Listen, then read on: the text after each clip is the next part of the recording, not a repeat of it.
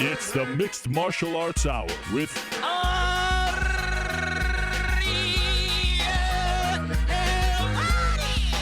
The Mixed Martial Arts Hour back in your life on this Tuesday, September 6, 2016. Hello again, everyone.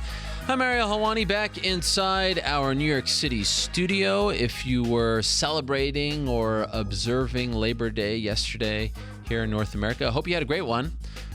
Hopefully it was relaxing, surrounded by loved ones. I had a great one. I took my family, my 2 kids and my wife, to Yankee Stadium for the first time. My beloved Toronto Blue Jays were in town, and it was very exciting to do that.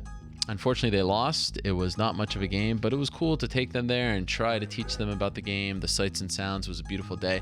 Love doing that stuff. So it was a fantastic day for the small Helwani family, and I hope you had a similar one. Of course, we had a busy couple of days over at MMAfighting.com HQ. Last Wednesday, traveled to Woodbridge, New Jersey, Pino's Pizzeria and Restaurant, owned by the great Mark Henry. Did a little video with Mark Henry and Frankie Edgar. If you have not seen that, do check it out. It was a lot of fun. Truth be told, I always wanted to work at a pizzeria, and they kind of rolled out the red carpet. Mark Henry was the ultimate guest. Excuse me, the ultimate host, I should say. I was, I think, a pretty good guest. He was just so damn nice, so damn accommodating. We did this little game, pizza game. It was a lot of fun. And also got to talk to Frankie about the Aldo loss.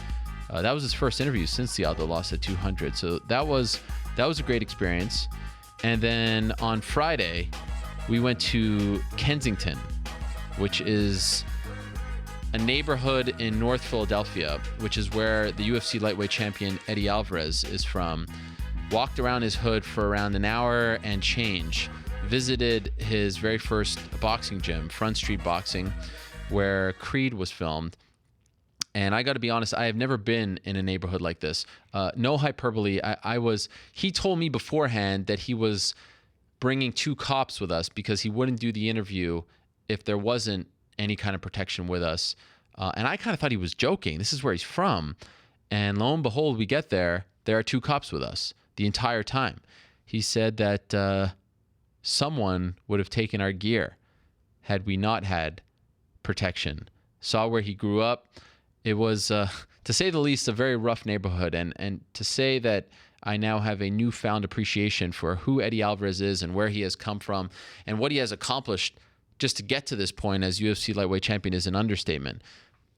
Needles on the ground, drug dealers everywhere, people passed out. I mean, I'm fortunate to have had a very, very, very, very, very, very good upbringing. I've never seen anything like that. And I appreciate everyone checking it out. We posted it yesterday on the site. If you have not seen it, do take some time. It's around an hour. It's one of our walk and talks. If I could do one of those a week, I would be the happiest guy in the world. I love doing those. And to be able to see the reaction and to tell a story like Eddie Alvarez's story, a guy who's been around the sport for so long, over a decade, and people don't really know all that much about him, and to go to where he is from, that was years in the making. As you heard on this show, he kind of called me out and thought I wouldn't show up. So it was really nice to do that, and really appreciate everyone checking it out and all the nice feedback. And of course, there was a fight on Saturday. The UFC was in Hamburg. 3 notable things happened, in my opinion. Josh Barnett beat Andrei Arlovski. It's amazing. Andrei Arlovski has now lost 3 in a row. And this time last year, he had just won 4 in a row in the UFC. Barnett wins, submits him. A very fun fight, a very entertaining fight. If you haven't watched it, I do suggest you check it out. That was on Fight Pass. In the co-main event, Alexander Gustafsson fights for the first time in 11 months. He defeats Jan Blachowicz. And, it wasn't anything to write home about, but he got back on the horse, got his confidence back. It was a solid enough win. And Ryan Bader knocked out Ilir Latifi with a devastating knee, I believe in the second round, and Latifi's head just bounced back. I mean, that was vicious stuff. So for Ryan Bader, a very important win as he tries to regroup after that loss to Anthony Johnson back in January. And now here we are, UFC 203 week, finally here, 19 months later, after they announced CM Punk signing with the UFC. We are 4 days away from CM Punk's MMA debut, UFC debut. We'll talk about that all show long. I am all in. I think anyone who's debating whether or not he deserves to be here, I mean, you missed the boat by 17 months. It's here. It's happening, and in my opinion, it's a throwback to the old days of the UFC. Of course, Alistair Overeem fighting Stipe Miocic for the heavyweight title, Verdum against Brown too. A lot to discuss. So let me run down today's show, and then we shall get to our first guest of the day at around 3:50. We'll take your questions and comments, so hit us up regarding anything. A little MSG talk we can get into, and a whole bunch of other stuff going on in the world of MMA. Rico Verhoeven, interesting. We have a lot of heavyweights on today's show. Heavyweights very much in the news in MMA. Rico Verhoeven is the Glory Kickboxing Heavyweight Champion. On Friday, he defends his title against Anderson Silva, not the same Anderson Silva from our world, but the kickboxing version, Anderson Braddock Silva in Trenton, New Jersey. That's on ESPN2. So Rico Verhoeven's going to be in studio. How about that? Large man in studio at around 3:05. 2:45, Ben Rothwell will be on the show. He was supposed to fight at 2:03 against Verdum, but pulled out due to an injury. So we'll talk to Ben Rothwell. Hasn't talked to anyone since then. Cain Velasquez, is he next after his big win at UFC 200? He stops by at 225. Always a pleasure to talk to Cain. Junior Dos Santos stops by. So look at that, 4 heavyweights in a row. JDS will be on at 205. Duke Roufus on at 145. Talk about, of course, CM Punk's debut. Punk in Cleveland already. Anthony Pettis will talk about his drop down to 145, successful as it was, and also training with CM Punk. So that's at 125. But first, let's go to the phone line.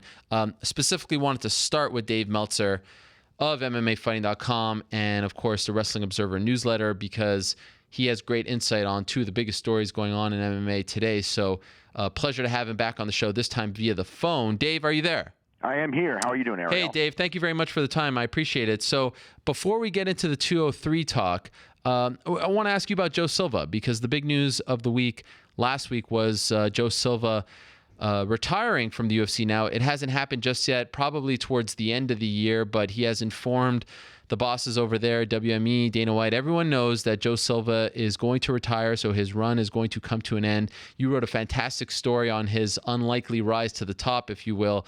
It was posted on Sunday on MMAfighting.com. And the big question to me is, how much are they going to miss Joe Silva at this point? Given how much the sport has changed, the organization has changed, how big of a deal is this for the new owners, in your opinion? I think it's really big, especially at the start, because, you've got a guy who has about 16 years experience doing this specific job and 21 years experience being around MMA. And Sean Shelby will become the head matchmaker almost for sure. And Sean Shelby's been doing this for years, and he's really good at his job. He's, goes back to the WEC days and everything like that. And he learned under Joe Silva. So as far as that aspect goes, it should be okay. But the difference is just the incredible workload that Joe Silva did, and his knowledge of dealing with people and negotiating contracts and all of this type of stuff, and then to have to bring in new people, because one person's not going to be able to do the job. They're going to have to bring in new people who are inexperienced at this as far as dealing with fighters and managers. I mean, they may be negotiation people from another place, or perhaps people who've done matchmaking at smaller shows and things like that. But I think from the early point, I think it's going to be a big difference, just because of you got to learn on the job and negotiate with these guys, and it's an interesting process. So UFC will go on. Yeah. So but people may not even notice the difference, but I think that within the UFC, just the amount of training of the new people and the workload of the new people is going to be something that they're going to have to deal with. If you're the UFC, do you bump Sean Shelby up? Because it's interesting. He has done a fantastic job, in my opinion, of building those smaller weight classes, 145, 135, 125, the 2 female weight classes. And he has the relationships with all those managers there, all those fighters there. Do you bump him up and make him almost, start over in a sense with the relationships, or do you try to find someone to replace Joe Silva, whether it's 1 or 2 people? I think that Sean Shelby's going to bump up because, as far as management goes, most managers represent multiple fighters, so it's probably still the same thing in that regard. And Sean, in the new weight classes, but Sean's on the ball on every weight class, so it's not like, he has to all of a sudden learn these weight classes. He was always assisting Joe in that stuff. So I think that maybe Sean will end up having to oversee every division, but in time, somebody's going to have to step forward and start being the main guy at some divisions. I don't see Sean being able to do every division for a long period of time, but at the beginning he's probably going to have to until they train new people. Do you feel like this is a sign of things to come? A new era is upon us. It's the very, very, very early stages of said era, but no one buys anything for that much money and just keeps it status quo. Do you feel like, this time next year, 2 years, that the departure of Joe Silva will have signaled a big change in the UFC? Well, the departure of Lorenzo Fertitta is the real big one. Right, you're right. And Joe Silva right away. And, again, that's like two of the three biggest people in the organization. And, as far as, like, the executive branch and things like that, in time, I think in a year, there's going to be a lot of people who have been around for a long time who will probably be gone, and a lot of new people brought in. I think it's just inevitable when you have new owners. That's what happens in every business. We've all been through that stage in our own lives and in other businesses that we've seen. Yeah. As far as who stays and goes, I don't really have a clue, but I just feel it's inevitable that all that will happen. Are you surprised to hear that Joe's leaving? I'm not when I found out, the reason, in the sense of, he was able to get a percentage of that sale. Because of that, I've known Joe Silva for a long, long time. We're actually pretty close friends. And we used to talk about Lorenzo, and his thing was if I had the money Lorenzo had, instead of working 18-hour days, I would be, enjoying life. You know what I mean? Yeah. And so I knew that if Joe was ever in a financial position to walk away, that he would do so. And now he is in that financial position. So, no, it doesn't surprise me.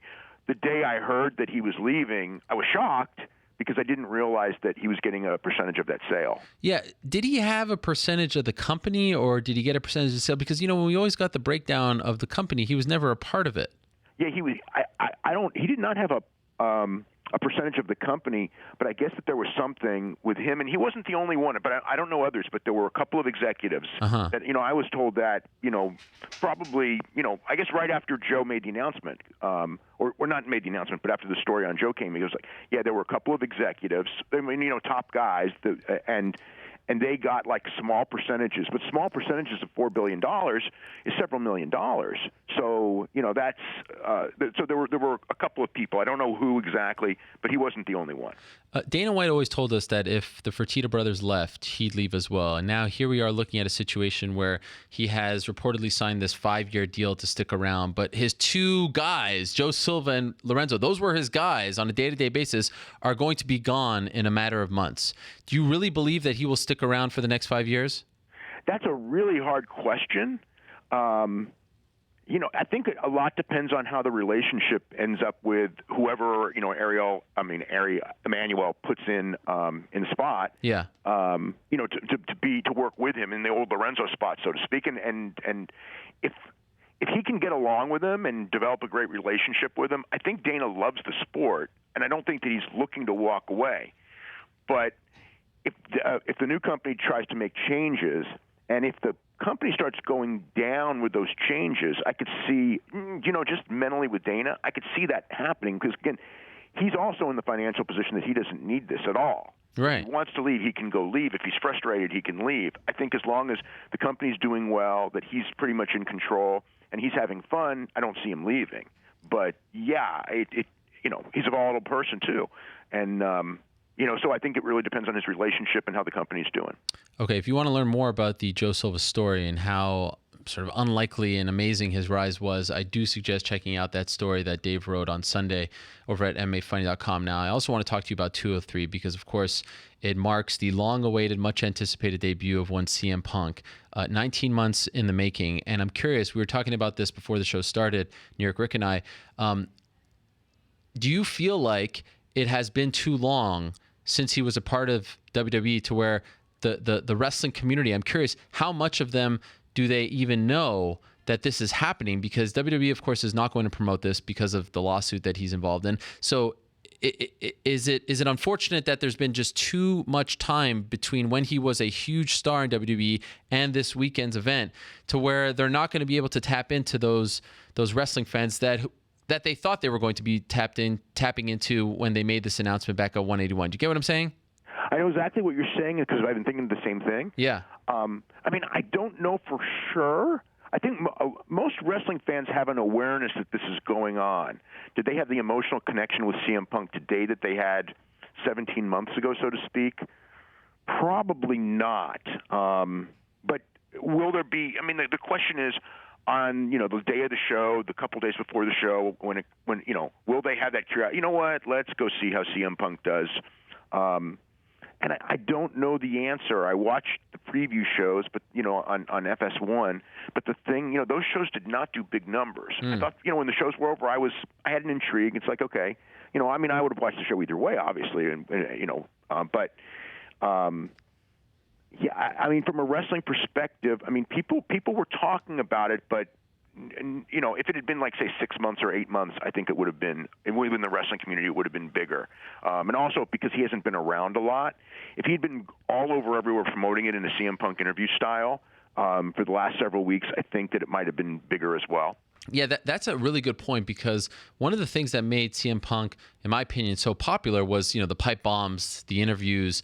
He told it like it is, but he was playing a character. And I think now he wants to be respectful and humble and things like that. And I think some fans are confused. Do you think that's going to hurt him when it comes to, whether or not, this will connect with people and the ultimate, pay-per-view buys for this show? Well, if he was doing the interviews like he did in wrestling, I think it would have been bigger. But I think one of the things, because I've been thinking about this a lot, it's like, one of the, when they signed him, I mean, the big thing is like CM Punk's going to do these great interviews like none of these MMA fighters except for Conor can do. Yeah. And we didn't see that at all. And I think that what happened, I think that as a professional wrestler, CM Punk, the thing he had going for him was incredible confidence. He really believed he was the best. And it came off, and he got convinced people of it. I think in this, he knows full well he's not the best. And because of that, he doesn't want to be fake, and I think that the best pro wrestling interview guys, for the most part, are not fake doing their interviews. They have a belief and conviction in what they're saying within their character. And I think that the interviews that we're getting from CM Punk are also real in the sense that this is what he believes that he can do, and he's not going to overstep his bounds and go, hey, I'm the best in the world, because he knows he's essentially an old beginner. And his thing is that, he's put the work in. He's trained really, really hard. And, he's serious, and he wants to prove that he's real.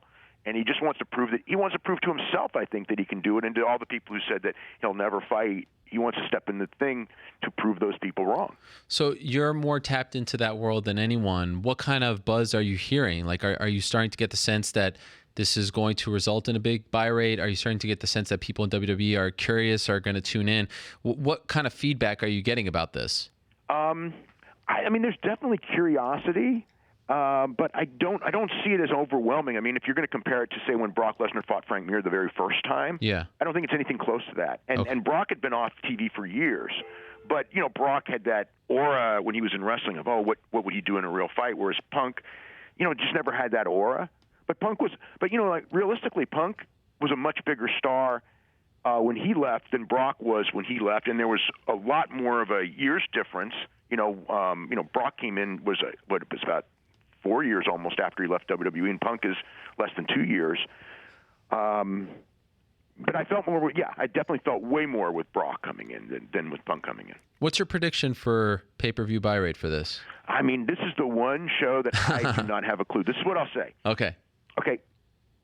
Anything over 270 is because of Punk. Because I was looking at this thing and going like, this is probably, 250 to 300-ish, right? And right. Probably below 300 when you take Punk out. So if it does 400, then Punk was a hell of a draw. So I guess to be conservative, I'm going to go low threes.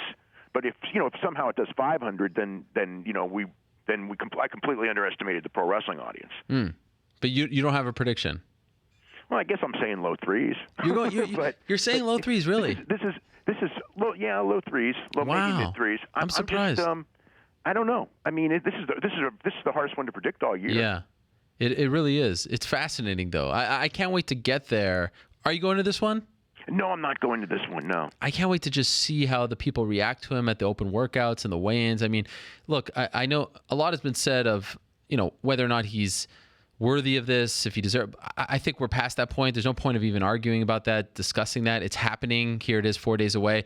I'm just it's so unique and different. And, we go event to event to event. This is just different. And to me, I feel like it's kind of a throwback. This is what happened in 93, 94 when you were the only one covering this damn thing. Hey, here's a guy from a different discipline. Yes, it's pro wrestling. Let's see how he does. And I know in 2016, this sort of thing doesn't fly in MMA, but to act like the UFC is the ultimate when they're not their own, the UFC in many respects, and I want to get your take on this, is their own farm system. Like they have guys who aren't quote unquote UFC caliber fighting on those cards every single week. I'm not offended by this, and I don't quite understand why anyone is offended by this. Do you get what I'm saying? I'm not offended by it because, here's the other thing, too. When a lot of people romanticize about Pride, this is what Pride did all the time. Right. Whether it was pro wrestlers or whether it was, some of the people were from, but, they had actors and comedians who were tough guys, and trained jiu-jitsu or something. But, essentially Punk did that, too. I mean, Punk trained jiu-jitsu and did stuff, while he was a pro wrestler, not intensely, and he was still a beginner. Right. But yeah, this to me is the epitome of what Pride did to expand its audience and reach people that were not your hardcore fight audience. And I think that there will be there's going to be a lot of curiosity. I mean, does that translate into a lot of buys? Sure. I don't know. It may, but I do think that the curiosity of this show is real high because, yes, everyone within pro wrestling is going to be curious. He was that big of a star in pro wrestling. Whether they will spend $60 or $70, some will. And just, again, it's such an unknown. I mean, how good is he? And he's fighting an unknown. Yeah. So it's like one of those fights where, people ask, like, what's your prediction and this and that. It's like, we got nothing to predict it on. It's not like, Travis Brown and Verdum where we can look at the first fight and we can look at their last 5 fights and, we have a pretty good idea, or we think we have a pretty good idea of how this thing's going to go. I feel like they made a big mistake by putting that show on FS1. The UFC fan already exists on FS1. That's where the hardcore fan lives. They had to put it on either Big Fox or FX, somewhere where they get the casual fan tuned in, right? I mean, don't you feel like that was a mistake? I completely agree. Yeah. I completely agree with this because, this was a show that's more for the pro wrestling fan or just the human interest story fan. Yeah. Of this unlikely journey, because it really is. Yeah. It's a guy, when and they framed it real well in the show, that there's this guy, who was made millions and millions of dollars every year as a professional wrestler, who walked away at the peak of his fame, pretty much, and started at the age of 36, training in this new endeavor because he had a real love for this endeavor, as you know very well, for years. And I think in the back of his head for years, he always wanted to do it. And I think that aspect of it, it's a really great story. But because it was on FS1, and also it was put on Monday at 9:30, which is like the worst time to reach a professional wrestling fan because it's the highest-rated professional wrestling show of the week is on at the same time. Why do you think they did that? I don't know. I think that they probably just didn't think about it. And, as soon as they announced that time slot, that's the first thing I thought of. Is like between 8 and 11 on Monday night is the only time slot I would say avoid like the plague. Unbelievable. Yeah, that was truly a head scratcher. 2 more things before I let you go. The MSG show is rapidly approaching, and while I've heard, I'm sure you have heard about some other fights, there is no main event as of right now. If you're booking this thing, if you have the pencil, so to speak, what are you booking for the main event of the MSG show on November 12th? Well, if Conor's going to go to 145 and defend his title, I think Conor and Aldo's the natural matchup. Is that big enough? What? Is that big enough? I think so. Okay. I think so. Yeah. Okay. Conor's such a huge draw that I think and there's a story there. I mean, if not, then Conor and Eddie Alvarez. Either way, Conor is got to headline because there's nobody else with that kind of drawing power that's available right now. With Ronda Rousey, obviously not going to fight on that show. Sure. I figured that we're going to have. Eddie Alvarez, Frankie Edgar, Chris Weidman. Sure. All of those guys should be on the card. And against quality guys, I don't know if Weidman against Jacare would be a really interesting fight. I mean, that's not a big marquee fight, but I think Weidman being there and Weidman promoting it and everything like that.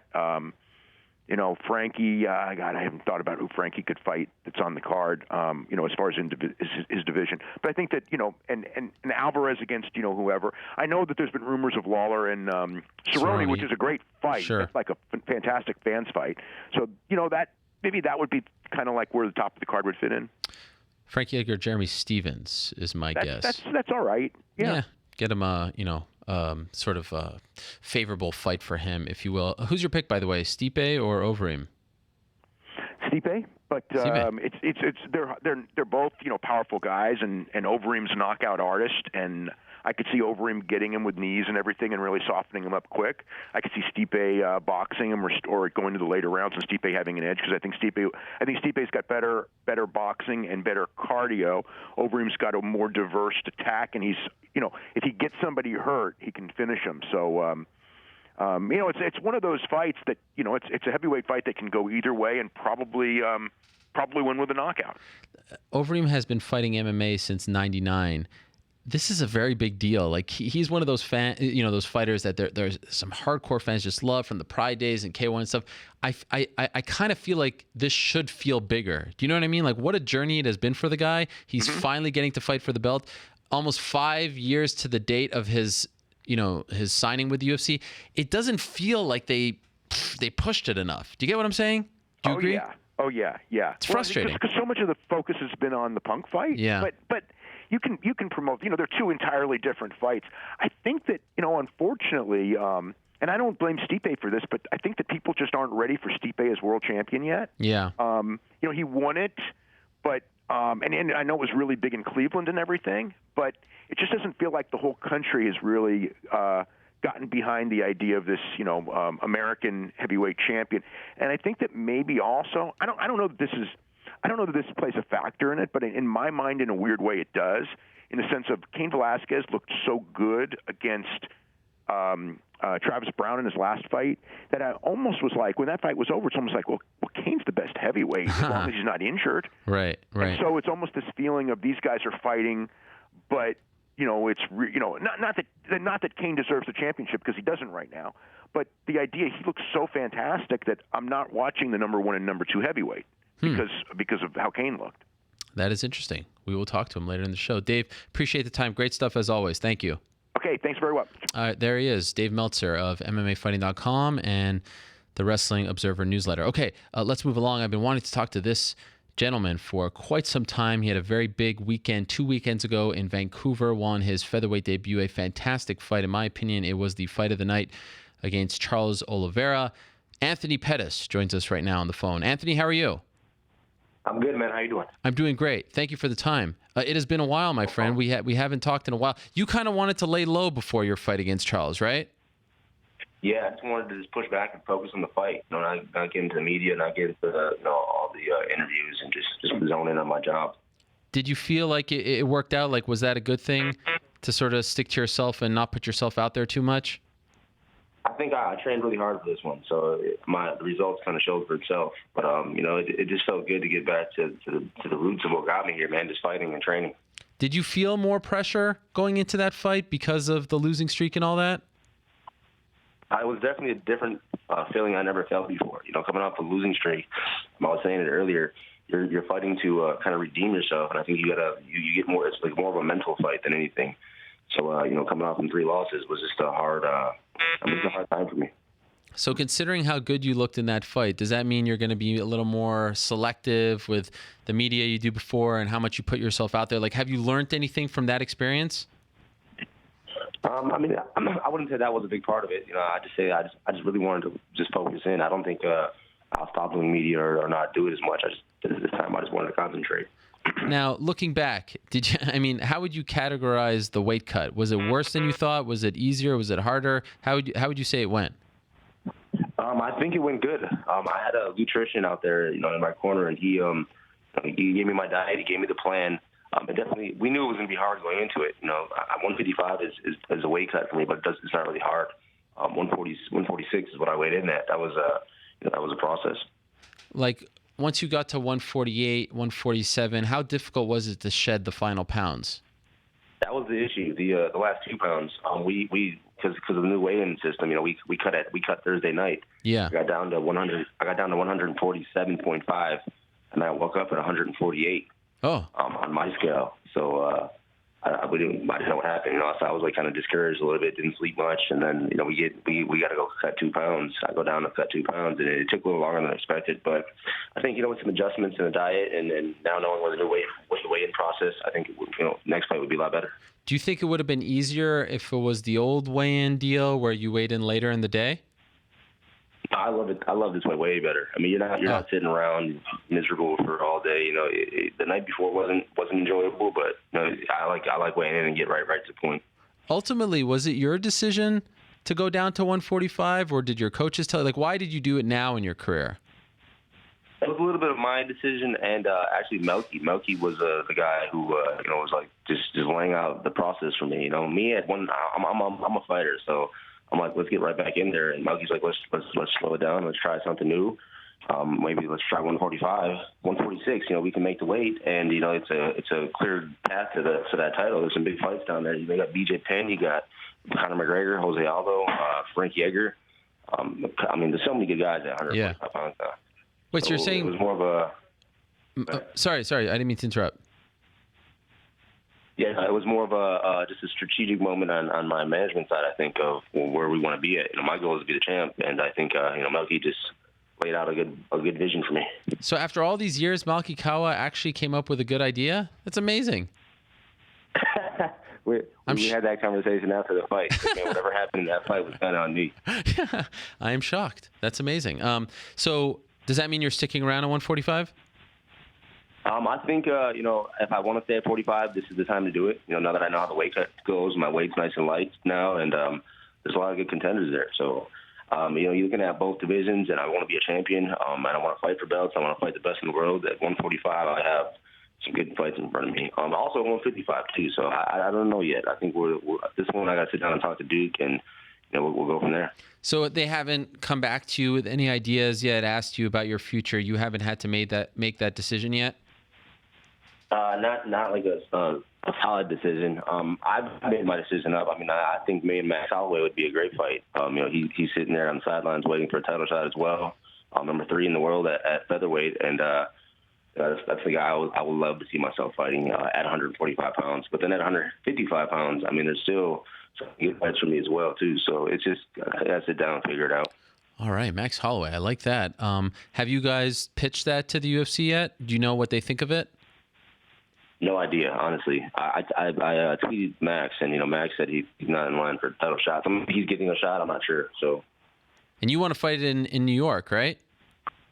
New York City, yep. November 12th. There's a lot of special things about that day for me.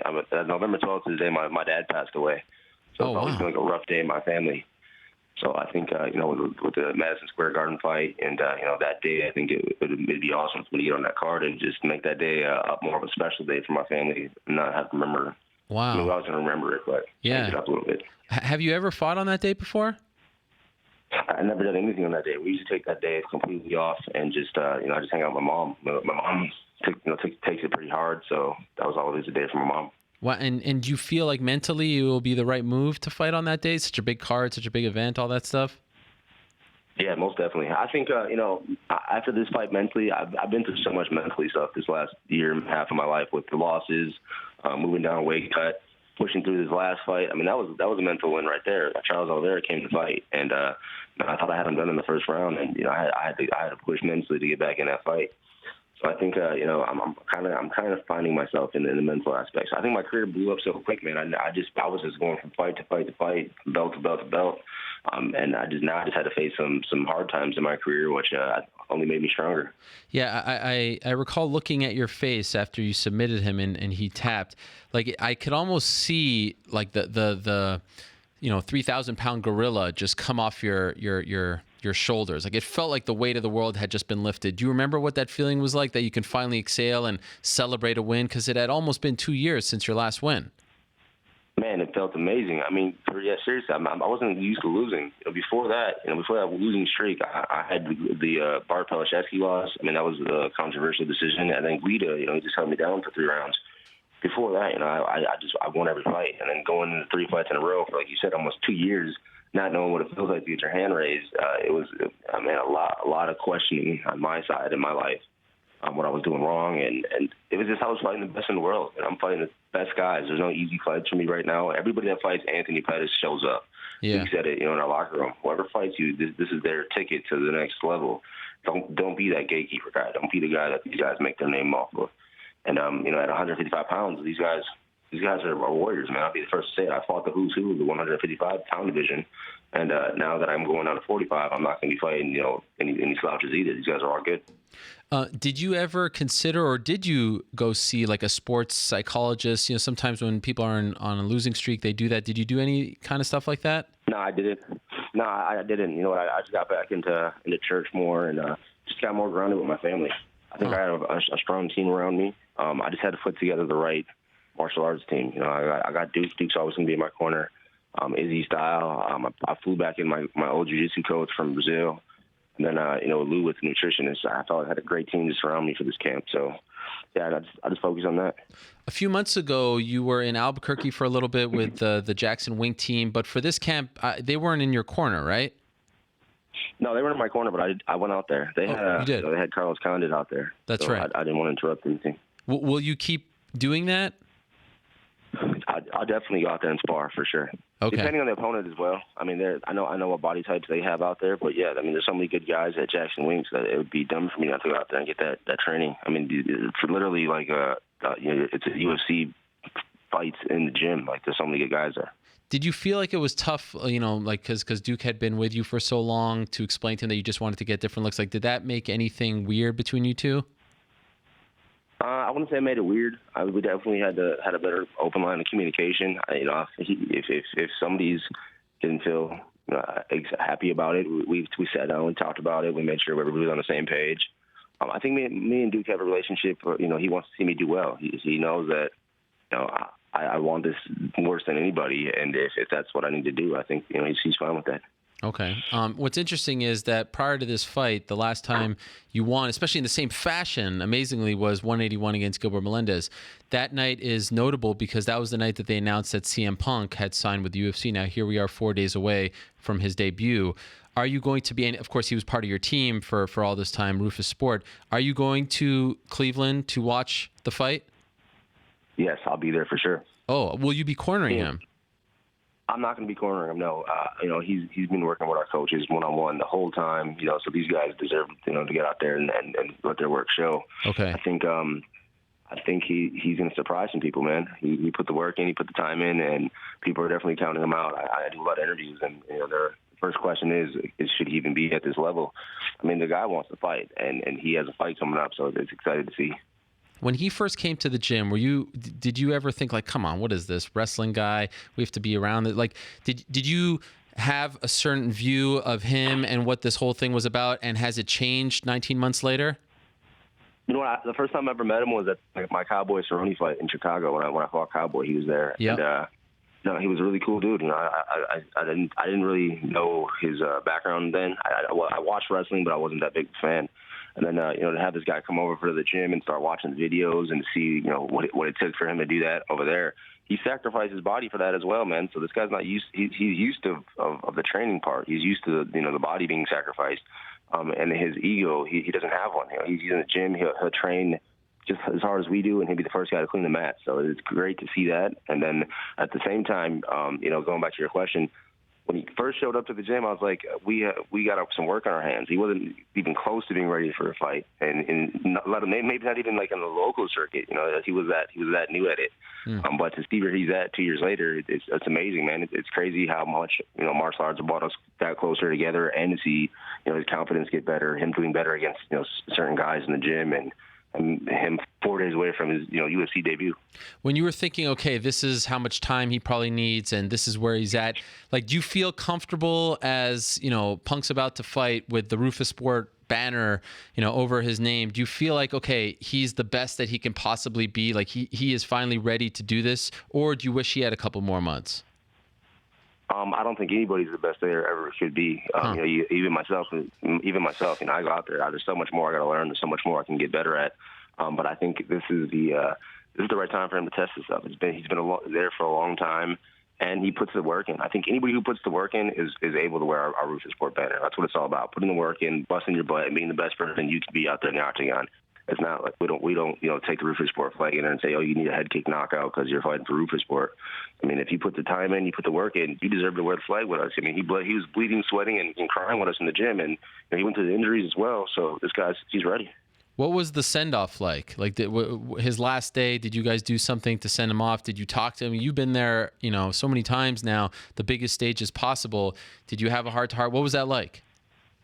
I actually sent him a text message because I took the week off because after my fight, I let my body heal. Yeah. I went to the gym Monday. I watched sparring with my daughter. We watched everybody do their rounds. He had one more session, another Wednesday sparring session that I didn't see, but definitely sent him a text, let him know I'm here for him. I'll be there in his corner, and it's more like you. Everybody knows it's the mental side now. The preparation's done. It's time for him to cut this weight. He probably has like a 5 to 10 pound weight cut at the most. So I mean, the only thing for him to do now left is to fight. Do you think in a weird way this is going to be some sort of indictment on Roufus Sport? Like if something bad happens and the fight is short, that it will reflect unfairly poorly on the coaches? Do you know what I mean? Like, do you feel like there's that kind of pressure on the coaches as well? It's always like that. And the MMA fans are so wish-washy and quick to judge. It's always like that. If he goes out there and he has good wrestling, I mean, they're gonna say something bad about his striking. Or if he goes out there and has great striking, they're gonna say he can't wrestle or he can't do jiu-jitsu.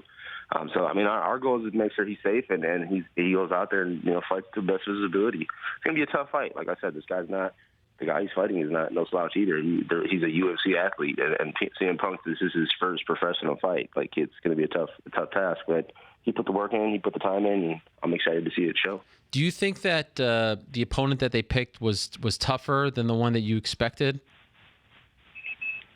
Anybody how do you pick like a non-tough UFC guy? Yeah. That's pretty impossible. I think it's good that they gave him somebody with not a lot of experience, because that's where it comes down to. I think this guy's younger. This is his chance to make his name off of CM Punk. He's coming to fight. So I think no matter who it was, that's a huge opportunity right here. But you don't get the impression that he's doing this for a one and done, right? No, I don't. You mean CM Punk? Yeah. Yeah, no, not at all. I mean, this guy's been busting his butt for the last 2.5 years, 2 years. I mean, I don't think this is, I think it's something he loves to do. Amazing. I should say, it was a goal and a dream of his, and he loves to train. When do you get there? I'm getting there Friday. Okay. Back to the lightweight division before I let you go. Are you surprised to see Eddie Alvarez as champion? Man, that's crazy. Everybody at that weight class is so damn good. Anybody can win it any given day. It was his day. It was his night, and the way he won against RDA surprised me. Knockout. I felt him punch, and not talking any crap. I mean, RDA's power compared to his power was definitely a big difference. Yeah. So you are surprised, kind of, right? The way he won, yeah, in that fashion, yes, definitely. But I mean, he's a great athlete. He's good, I fought him. He's a great athlete. If let's say he fights Conor, who would you favor in that fight? I just don't know if Conor can hit as hard and hurt these lightweights. I mean, Diaz wasn't even.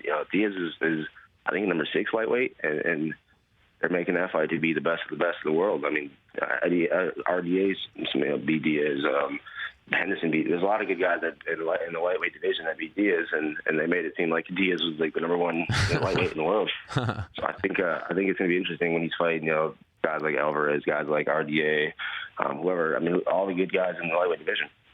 So is it fair to say in summation that like the darkest has happened, it's now the dawn. This is the speed, because you see Alistair Overeem. This is a guy who was on his own losing streak. Now here he is about to fight for the belt on Saturday. Like we saw the speed bump for Anthony Pettis, and do you feel like you're officially over it? Everything's kind of going back into place, and now you're back on that right track. Do you feel that way?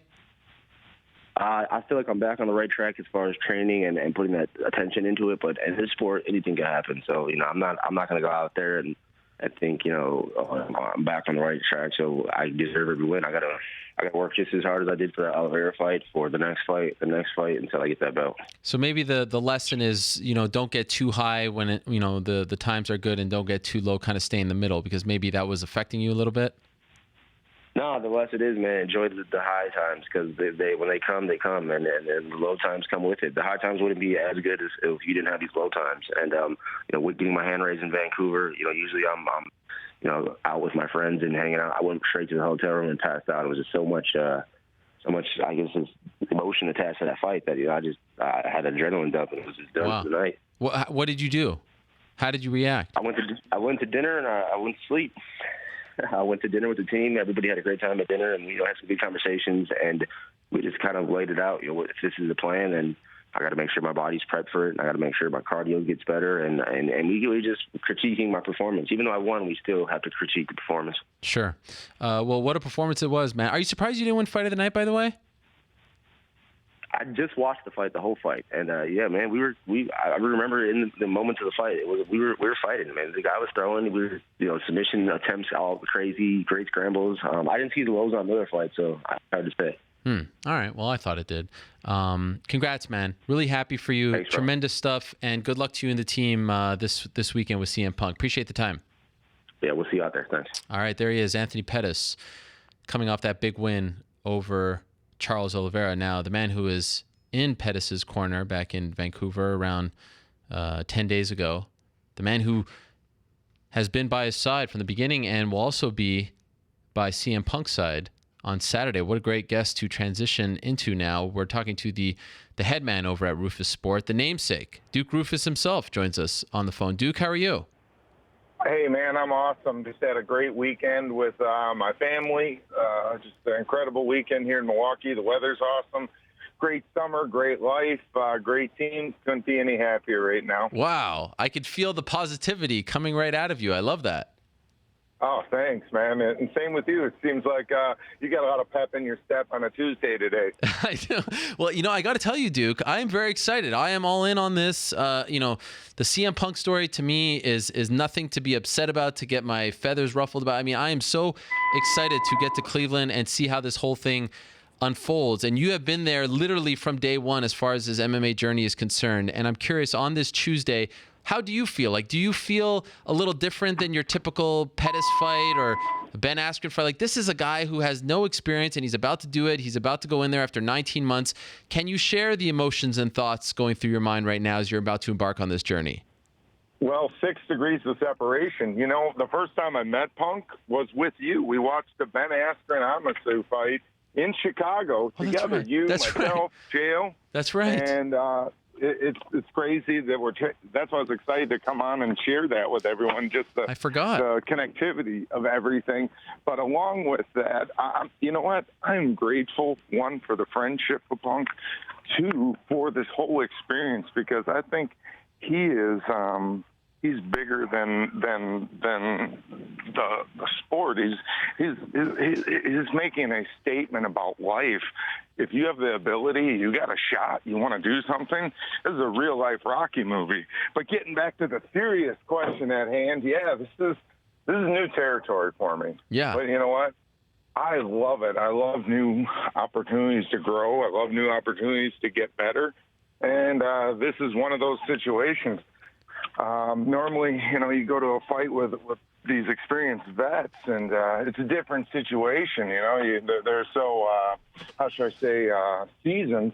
Going with a guy like, Anthony Pettis, he's so seasoned, it's a pretty easy trip. This one, it's going to be tough because I'm going to be basically walking Punk through the whole situation, but I enjoy that. It's like my parents have 7 kids. We have 1 deceased, so 8 children. But there was a 12-year gap between myself and my youngest brother, and that's how I feel almost as a fight coach. I got these grown children, and now I got this new one that I got to bring into the realm of, so I'm starting to relate like my father almost. And, I got this new guy that's completely raw. There's no experiences to go on, but I love it. I mean, every day he gets stronger and he's getting better. That's the fun part about this. When someone is so raw, the improvement comes so quick. And when someone gets really good, it gets harder to gain ground. And that's the most fun of this situation, honestly. You get to get a different experience, and that to me, at the end of the day, is the experience, the journey. That's what motivates me to keep doing this all the time. He's a tough dude. He's a little crazy in a good way, because I think you got to be a little crazy to be a WWE wrestler, wrestle 300 days a year, travel, the schedule they do. He's a very resilient person, and I'm very excited to see what he can do in the octagon. He's shown great promise in the practice. Guys like Anthony, Tyron, they've really, taken him under. And I think he's really good for the sport. The message he's put out there, a lot of the guys, they're always negative about money and they're attacking Punk, but they don't realize that high tide raises all ships. Ronda Rousey was great for the sport. That huge event they had in Melbourne, Australia, bringing, our whole goal is to bring new fans. We've got wonderful loyal fans, but if we want to help the fighters make even more money, we need more marquee names. And you know what? The WWE fans are going to tune in and hopefully fall in love with the rest of the other UFC fighters in the UFC. And that's my whole goal of doing this for the greater good of the sport. Do you recall what you were thinking back in January of 2015, your very first training session with Punk, where you kind of got to figure out where he was at? Do you recall what you were thinking? And did you ever have a moment when you were like, wow, this is tougher than I thought. He's not as advanced as I thought. We're going to need a lot of work. Like, what were you thinking that first day? Do you remember? We can do this. The whole time I've just always stayed very positive. I forgot who said the quote, but it's no one said it would be easy, but I did say it would be worth it, and that's the mindset I had coming into this whole. And you just got to look at it as if you want to be part of a big dream, you got to be part of the bigger struggle, and that was my attitude coming through the whole thing. Sometimes I get blessed. I get a guy like Tyron Woodley who later in his career, he comes to my camp the last 3 fights, but he's so easy to tweak because he's done all that work. He's, it's easy to give him a couple little pointers and it changes his game and he does awesome things. And, but if you really want to be there, for the success, my motto is we grind together, we shine together. And that's just the attitude I have. I tried to adopt Punk's mentality. I'm doing this. This is what I want to do. So I tried to have the same atmosphere going into this fight. And I actually did the same thing coming into Anthony's last fight. As a coach, I try and get similar mindset to the athlete.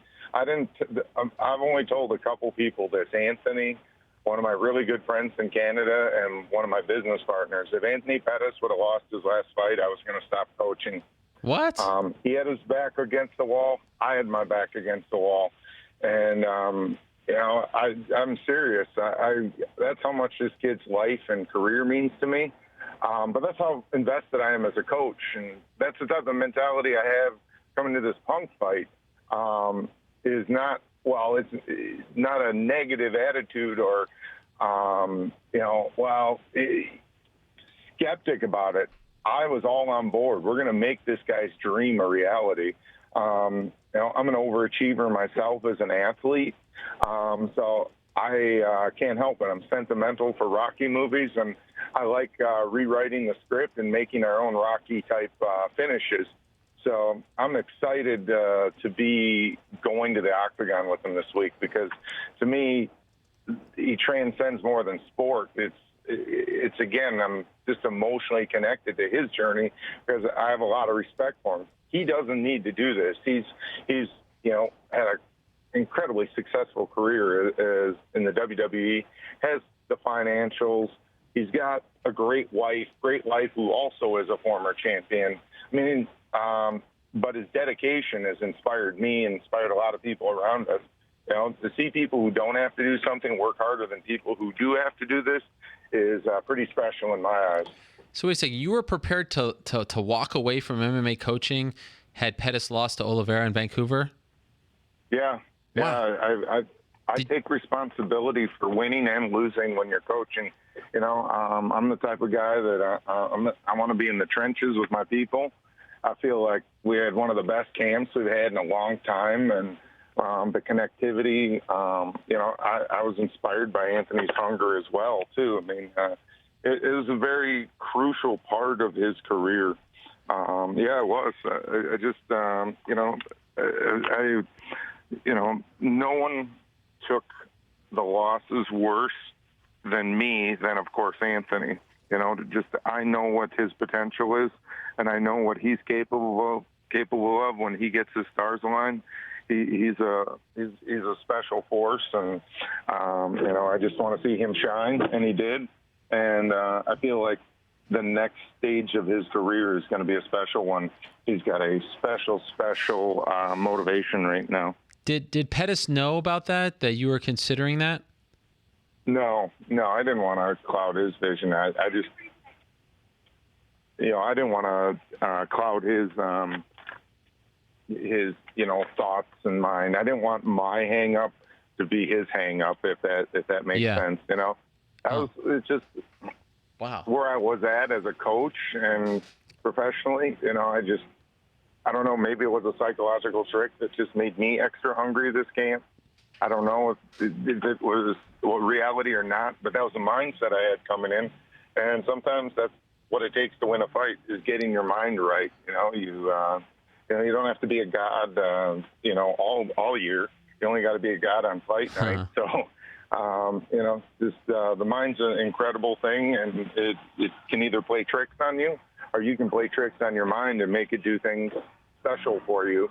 And, that's just working on that power of the mind and spirit. That's getting back to Punk. That's what he brings to this contest. I think Mickey's a tough fighter. I've watched a lot of film on him. Young, tough kid, very talented team. Like any other UFC fight, there's no easy fights in the UFC. It's going to be a tough fight, but Punk's here to win. He trained to win. Similar to the way Anthony Pettis won that ordeal a few weeks ago. Punk's ready to go wherever it goes and outfight his opponent, and that's what we've been training to do, and he's doing a hell of a job at it right now. So I recall when this whole thing started, you said you want him for 365 days at least to really, feel confident that he's ready to do this, to step inside the octagon. Now, he's had ups and downs. He's had injuries. He's had to, take a break or two. So it's been longer than that. But do you feel confident? Like, okay, when you started, you were thinking you had something in your mind that you said, okay, he has to be at a certain point to be ready and for you to feel confident that he was going to go in there and succeed. Do you honestly feel that way on this Tuesday before the fight? You feel like he's done enough, that you've done enough as his coach, that he is finally ready to do this? Yes, that's why I just had a great weekend. You come in with a peace of mind knowing that you're ready. You know that you put the work in. You put the dedication and the enthusiasm. And I think the turning point was when he finally booked the fight. It's where we saw him grow. I think a lot, and the one thing, that's when I knew he was a real fighter too, because that's when all my fighters turn into someone else. A lot of them train year round very well. They're great guys. They're dedicated. But I see the journey start when the bout agreement's signed. It's that commitment level. There's no turning back. And I saw that in him, and that sparked his performance and getting better. Were there setbacks? Yes. We had one bad day last week that he just didn't have a good day. That happens in training. But you know what? He used it as a springboard, and the bad day had a 360-degree, next to me, not 360, 180. Yeah. To the extreme, the opposite way. All of a sudden, he turned into someone else, and he used just a little off day, and again, I just see him having some character traits that make people great fighters, and now I'm excited. He's going to go in there and scrap, and that's the thing. I didn't prepare him to be Anthony Pettis, just like I don't prepare Tyron Woodley to try and be Anthony Pettis. I look at someone's skill set, mindset, and that's how we're going to train him. He's not going to be, this guy running off the cage kicking people, but he's going to be hitting people hard. He's going to be wrestling, grappling, ground and pounding. He's going to be a blood and guts, blue-collar fighter out there. But you know what? The fans are going to be entertained, and he's going to be fighting to win and fighting to finish. You mentioned earlier that you've been watching a lot of tape on Mickey Gall, but there isn't all that much out there. Like, you feel like you've been able to see enough on this guy? His one UFC fight was what, like 90 seconds or so? Then he has this, sort of independent show, very, very low level. Like, do you feel like you've been able to see enough on the guy? No, but hey, it's a horse apiece both ways. Right. To me, it's when you do, like when I train an amateur athlete and we really push our coaching staff at our team not to overemphasize on game plans when you fight in the amateurs, because it's kind of like the scene in the Coliseum. We don't know what's going to come through the gates here, right? That's how a newer fight is. You just don't know. I mean, I always joke, Anderson Silva had his first amateur fight. Matt Hughes did. And I remember Anthony Pettis did. He just destroyed this guy, and you never know who you're getting. Every great star's had their first fight, and I mean, one of my amateur girls in kickboxing had the displeasure of fighting Holly Holm in one of her first national amateur tournaments. 41 seconds later, the towel goes in the ring, and Holly Holm is, the victor. So the unique thing about fighting new fights, there are a lot of question marks, but that's what's going to make this fun. You guys, all the MMA reporters, you have a good idea of who to pick in a fight. But I still think it's hard to pick a winner in this fight, too. I mean, even with Mickey's experience, it's not a landslide amount of experience as well. So when do you get out there? About 7 tonight. I'm going about 5:15. We're going to do a later session tonight. I go way back with Marcus Marinelli and Stipe's team. His manager is a former business partner and friend of mine. So Cleveland's almost a home fight for me. So we're going to be training at strong style all week. So we're going to do a late session around fight time tonight. And Punk goes way back in Cleveland too. Obviously wrestled there a lot, the indie days and the WWE days. So it's going to be a good time. Yeah, it's amazing. Excited. It's amazing. I saw him tell you on the Evolution of Punk show that that's the building that he walked out on the WWE. Isn't that nuts that he comes back and this is where his debut is? That kind of blows my mind. You know what? I think someone in the UFC knows a lot about the WWE. Crazy. And they're just not saying. No, it's awesome. I mean, I've always said that mixed martial arts is unlike any other sport. I think that mixed martial arts is real wrestling. And my biggest advice to most of these fighters is create your character, your aura. It doesn't have to be fake either. Like Joe Wowzon. I'm a big fan of Joe because just who he is. He reps who he is, and that's the thing. Some of the fighters, they haven't learned yet how to do things to separate themselves from other fighters. That's something I always worked on with Anthony Pettis, the Showtime moniker, and he's lived up to it. And I try and help other people. Even Tyron, we used our filming crew from the Duke Roufus Striking University to do a champ camp this time. I mean, there's so many opportunities out there to create your persona these days, using social media, do more videos, et cetera, because we can always talk about the rankings, but the rankings are not really what pushes the sport, unfortunately. That's in real wrestling, the NCAAs, but in prize fighting, it always comes down to what fight the fans want to see the most and pay the most for. And that's my biggest advice to these youngsters. Just keep working that.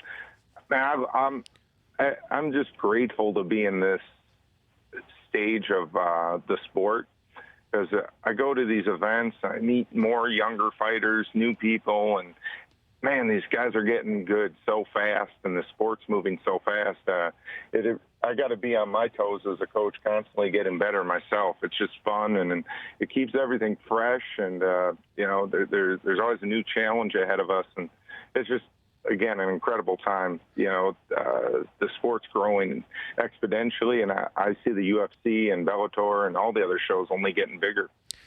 Do you envision a finish? Do you envision the way the fight? Is there some kind of vision that keeps coming up that you see how you see this fight going down on Saturday? Knockout or submission. Early or late? It's just wherever it's got to happen. It could happen early, but we're ready to go toe to toe. I shouldn't say we, because him, we've been game planning, but he's the one who's going to get in there and do the blood and guts, sweat and tears. And, he's been going the long haul or the short term. He's ready. I mean, he's done a good job of putting himself in bad positions and bad places and training. He's really focused himself to do that. By the way, what happened to your Twitter? Where'd it go? I'm just not into Twitter. I'm really love. I'm an Instagram guy. I share a lot of technique videos on there, and you know what? As an older dude, I'm I love social media, but I do Facebook and I do Instagram, and that's enough for me. All right. You get enough emails, enough text in life.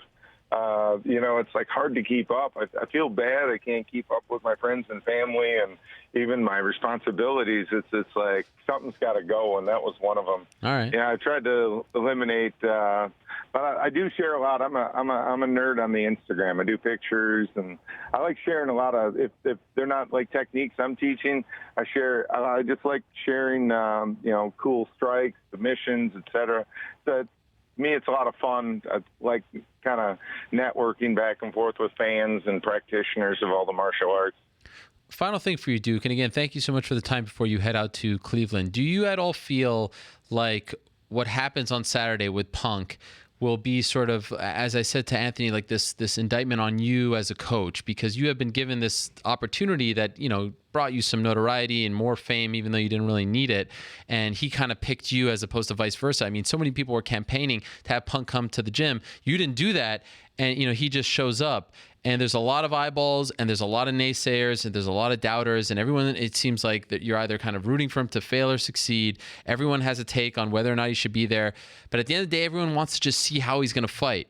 And you're the head coach. And do you feel that pressure going into this one? Do you feel like, okay, whether he looks good or succeeds or doesn't, it's going to reflect on me positively or negatively? Oh, obviously. I mean, like I said with Anthony Pettis, I can't have one person not be the other. I feel responsible physically, emotionally, spiritually, mentally. This is, I help them choose this path. I am very emotionally connected. So if he does not have the performance he wants, I'm going to be part of that process. Definitely going to be that. And, I'm going to have to take responsibility too, and I do. I mean, those are always, I'm a firm together. We win and we lose together. There's not going to be excuses, just adjustments if that's the case. Wow. But that you got to. I mean, me as a former fighter, there's nothing worse when people turn their coattails on you and run. It's happened to me personally myself, and it's like losing your parents. When your coaches turn on you or people turn on you. It's one of the hardest sports in the world. I have no regrets being in it. The only thing I'm regretful of is bad behavior by people. It takes a special person to go in there and do what these guys do on the stage that they do it. And, not to have respect for people who do that, it really, it saddens me because this is a special sport and they're special people. And I'm always there with my guys, when women win, lose, or draw. It's still better than not doing it. You know what I mean? That's at the end of the day, he's still doing something that most of the world population have not dreamed of or can't dream of or do. So, I respect all these people who get in there and do it. And, when things don't go right, I'm not going to run and hide. I'm going to stand with them. Well said, Duke. Good luck this weekend. Can't wait. This is going to be fun. Enjoy this ride. It's again, I use the word grateful a lot. Excuse me, but I am every new experience. This is, and you know what? I'd like to send a big shout out to all those CM Punk fans listening. You guys are amazing. They're starting to support a lot of our other athletes, and the Punk has touched just a group of people in this world, and especially a lot of people from different genres of life, people who are into comics and et cetera. It's just not wrestling fans. People who are in punk rock, and it's cool. It's been a neat journey for me, and actually one of the cool things I got to meet Lars from the band Rancid at our gym. That was super cool. It's lifelong music fan. I'm always I geek out when I meet musicians. That's my that's my thing that I love, music. So again, just grateful and excited for Saturday. Well, I can't wait for it. I wish you guys the best. Congrats on getting to this point, and of course, good luck on Saturday. Thank you so much, Duke. It was great to catch up again. Thank you, sir. Have a wonderful day. All right, there he is, Duke Roufus, head coach for one CM Punk, who makes his MMA and UFC debut on Saturday night. All right, let's move along now. Like I said, a lot of talk about the heavyweight division this week, coming off of Hamburg, and of course this weekend with the heavyweight title on the line. A man who is very much in that mix is the former champion Junior Dos Santos. Cigano is on the phone right now. JDS, how are you? I'm good, Ariel, and you? I'm doing great. Thank you for the time. It's great to talk to you as always. It's same to me. It's always good to talk to you. So how is the shoulder? Are we 100% now? Yeah, I think 95% right now, but almost there. The doctor already allowed me to go back training, so I'm feeling good. Thank God for that. So has your doctor told you when? Like, have you been able to start MMA training? Do you feel like you're ready to do that? Yeah, I already started. I can't go that hard right now. But I can start doing like jiu-jitsu and wrestling positions, all this kind of things. I can go hard, for real, but like a normal fight. But I can do like everything. Okay, so what's the word? What do you think is next for you now? Man, I'm not sure, but I'm looking forward to be back, in action, because it's everything what I want, everything what I do, everything what I love to do. So anyone that UFC want me to fight with, I'll be glad to be facing this guy. Okay, doesn't matter who he is. Okay, so this weekend, the title's on the line. It's Stipe Miocic versus Alistair Overeem, and you know these guys very well. Who better than you to ask about these two, because you've been in there with both of them. Who's your pick and why? Between Miocic and Overeem? Yeah. I think Miocic is living a great moment right now. He's a great athlete.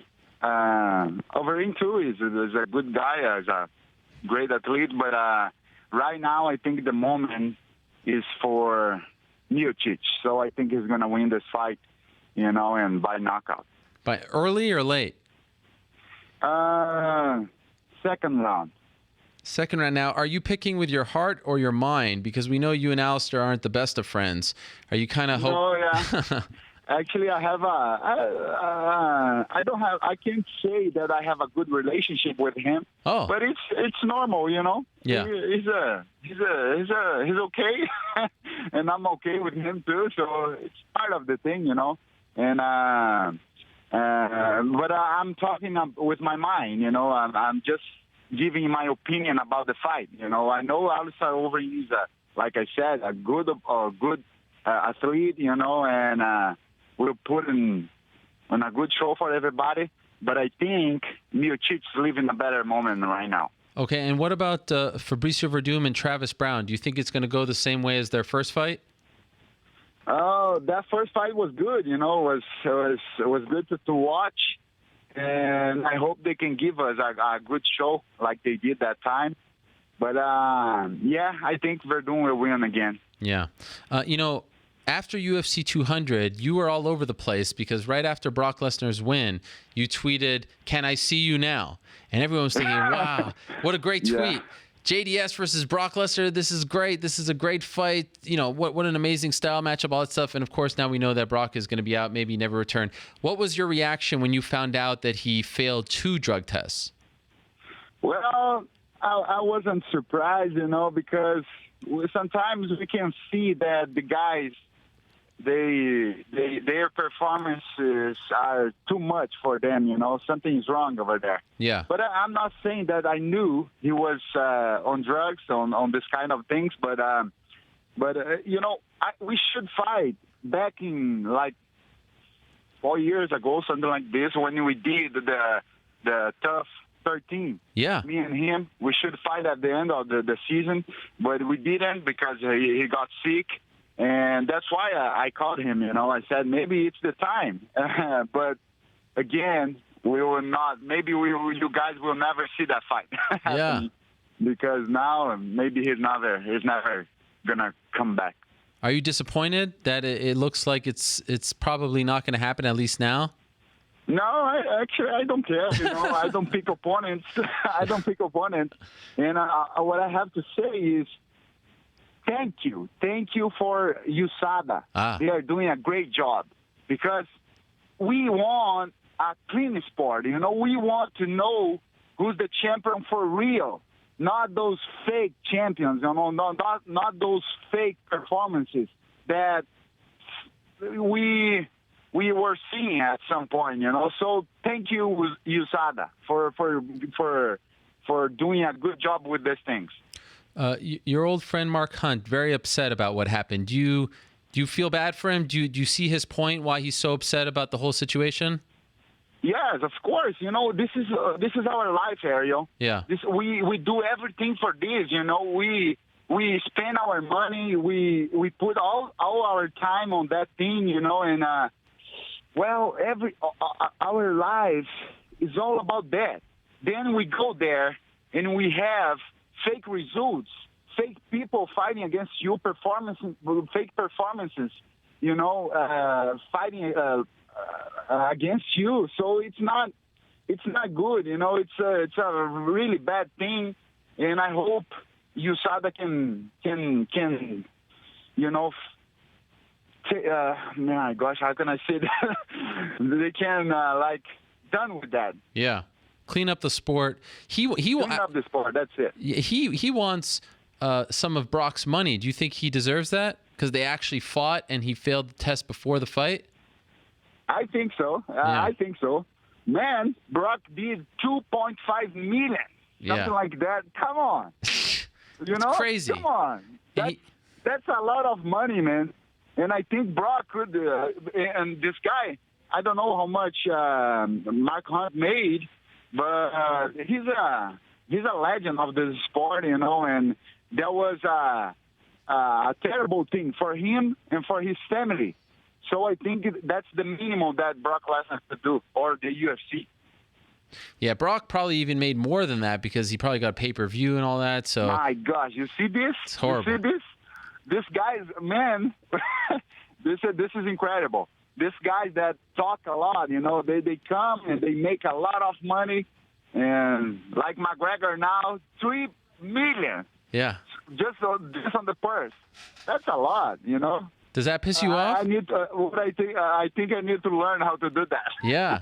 So now you're going to start talking more and talking smack about your opponent? Is that what we're getting? No. I'm not that way, You're too nice. I tried to do that once when I wasn't saying too much. I was just,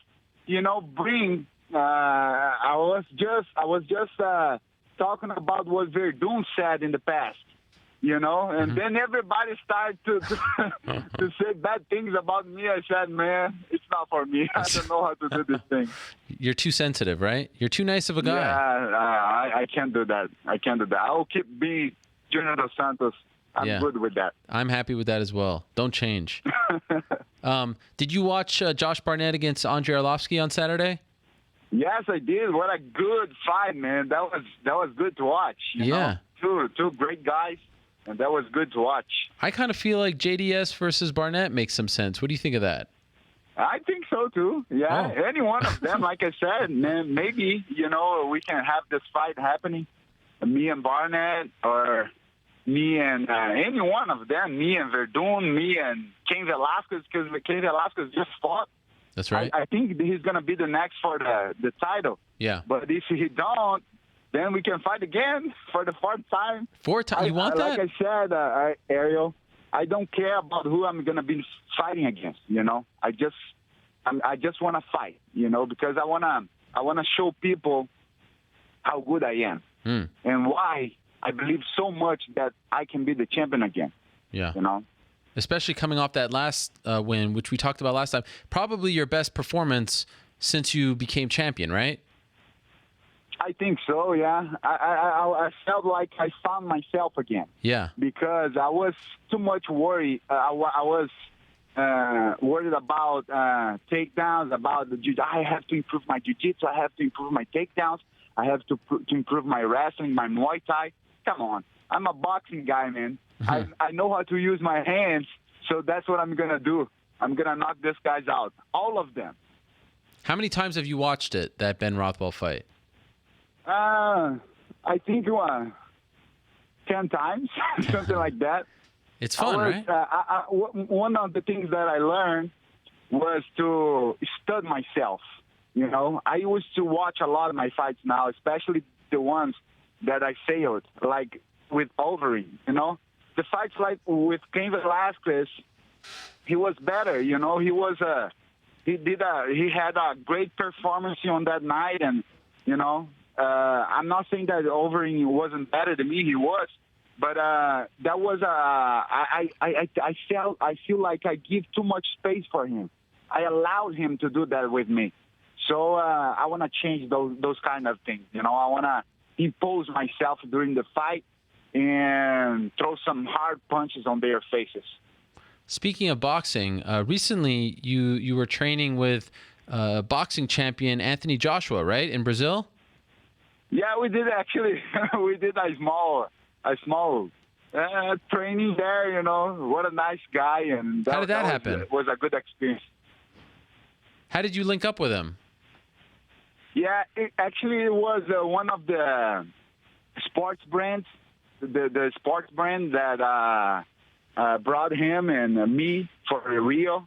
Then we met and we did a training there with Under Armour, you know. Under Armour brought us there and did a little training between us, you know. Everybody knows that I'm a boxing guy, you know, and for me it was a big pleasure to be training with one of the best guys in boxing. Are you? He's really good. He's a very nice guy. Yeah. Are you an Under Armour guy now? Not yet, but I'll almost. All right. I love that. I'll talk to him, you know, to them. But let's see, maybe. Oh, I hope so. Good luck. Thank you. So you were in Rio for the Olympics, right? Yeah, I was there. I was commentating the boxing match for Brazil. Wow. And that was a great experience too. That's amazing. So what do you think? There was a lot of controversy with the judging and everything. Do you think it's corrupt? Do you think they need to change the amateur system and the boxing, the Olympic scoring? Do you think it's a mess? It was a mess before, you know. It is a mess right now. It's kind of hard, you know, to judge that thing, you know, because it's all about what they see, what the judge see. Everywhere it's like that, you know. Even in MMA, you know, sometimes it's hard to accept. So we have to deal with that and you know, keep going. Did you get a chance to see any of the other events while you were in Rio? I didn't. I saw a volleyball game where Brazil lost the gold medal and some of these things, you know. But I was following on TV, you know, the soccer match. And some of the games. So if JDS, based on your experience with Anthony Joshua, JDS goes into boxing right now, how do you do? Do you think you can? You know, here we are talking about CM Punk coming to the UFC and all that stuff. Do you think that you can go right into boxing and become a champion right away, or would you have to change your habits and the way you train, all that? Oh, come on, Ariel. That would be paradise for me, man. Come on. Not worrying about takedowns, not worrying about jiu-jitsu, about kids. Come on. That would be paradise for me, man. I would be like I would be home. I would be home for sure. I'm a great. Actually, I love boxing. Everybody knows that. Yeah. And I think I could do very well, but I cannot start a career right now. That long time, like when I was champion, I challenged the current champion of the world. That was Vladimir Klitschko. Yep. At that time, and maybe you never know. So, but I can tell you, man, that would be paradise for me. So wait a second. You say it would be paradise, that you would be home. Why don't you do it? I mean, you could get paid. You're a big name. It would be a big deal. Why don't you just do boxing? I think I love MMA. I love what I do and who I am here. I love the Cigano here at the MMA, and I cannot start a career right now. In boxing, it's kind of hard. In boxing, there's too many organizations, too many people, negotiating. I don't know, but that's kind of hard. All right. I would do that if I had a great opportunity, but I can tell you, I'm really happy being Junior Dos Santos, the MMA fighter. You should be. Now, do you live full time in Florida now? Yeah. Almost there. Almost there. I'm here the most part of the year. You feel good? You feel good with the move and with the team there? You feel like you're comfortable? You're in a good place? Yes, I feel good. I feel it's good to be here in America. It's an amazing country, and the opportunities that I'm having here, I can take care of myself better here too. Oh. So we can bring people to help me. And, everything is going good, and I think with the time, it's going to get better. What do you mean when you say that you can take care of yourself better in America? Like, we can have good supplements, we can have good food.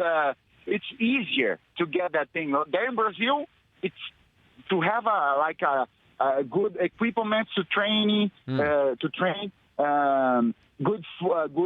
supplements to take. It's so expensive and so hard to have that.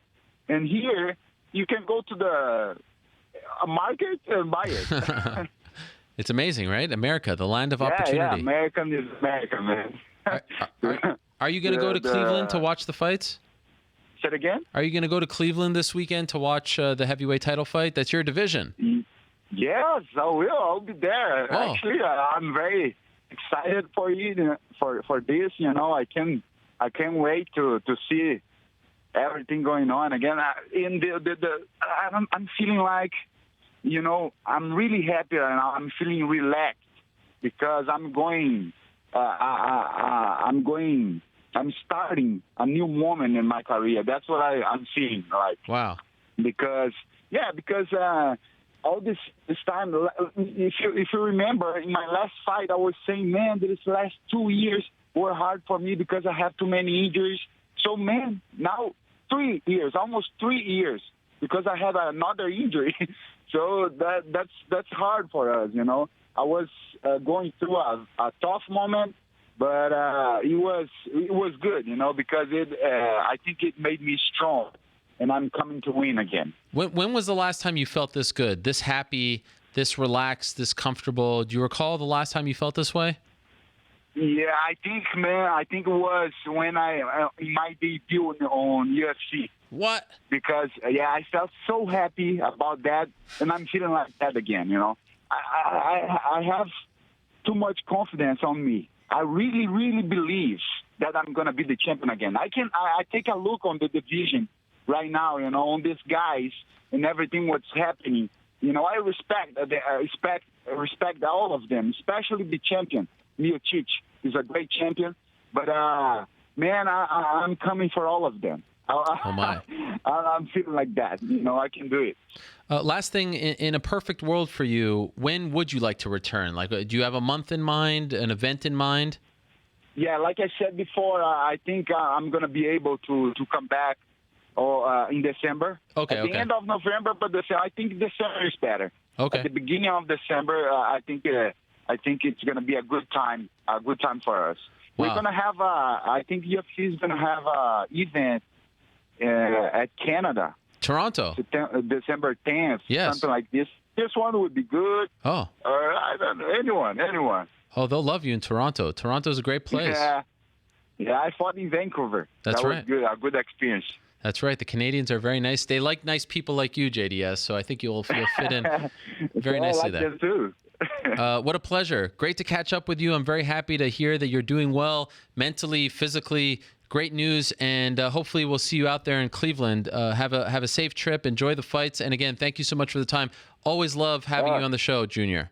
Cool. Thank you very much. I'll see you there in Cleveland. All right. Take care. There he is, the former UFC heavyweight champion, Junior Dos Santos. Very excited about his future. Now, who knows JDS better than our next guest? How about this? We've got the unicorn on our show. That's what I call Cain Velasquez because he's such a hard guy to pin down, but we have found him. I believe he is on the phone right now. Cain Velasquez, are you there? Just kidding, I'm here. Yes, I am. For a second, my heart stopped. Such a hard guy. What a pleasure. Thank you for coming on, Cain. Oh, no problem. Thank you. I could feel just the enthusiasm coming out of you. You're so happy to do this on a Tuesday morning. You could think of nothing better to do than come on my show this Tuesday, right? Exactly, especially this Tuesday. Yeah. Right.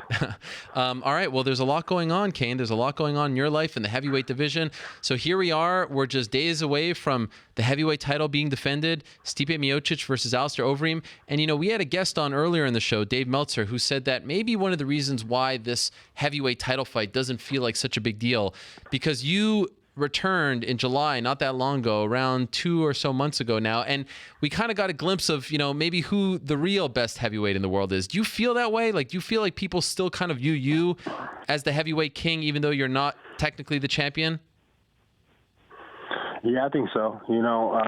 People know that if I'm 100% going into a fight, that there's nobody out there that can touch me, and I still feel that way going into practice every day, It's just some things that I've had to change to be that guy again, and it was just more rest during the our workouts during the camps, more maintenance on the body, and with that, I'm able to perform the way I want to.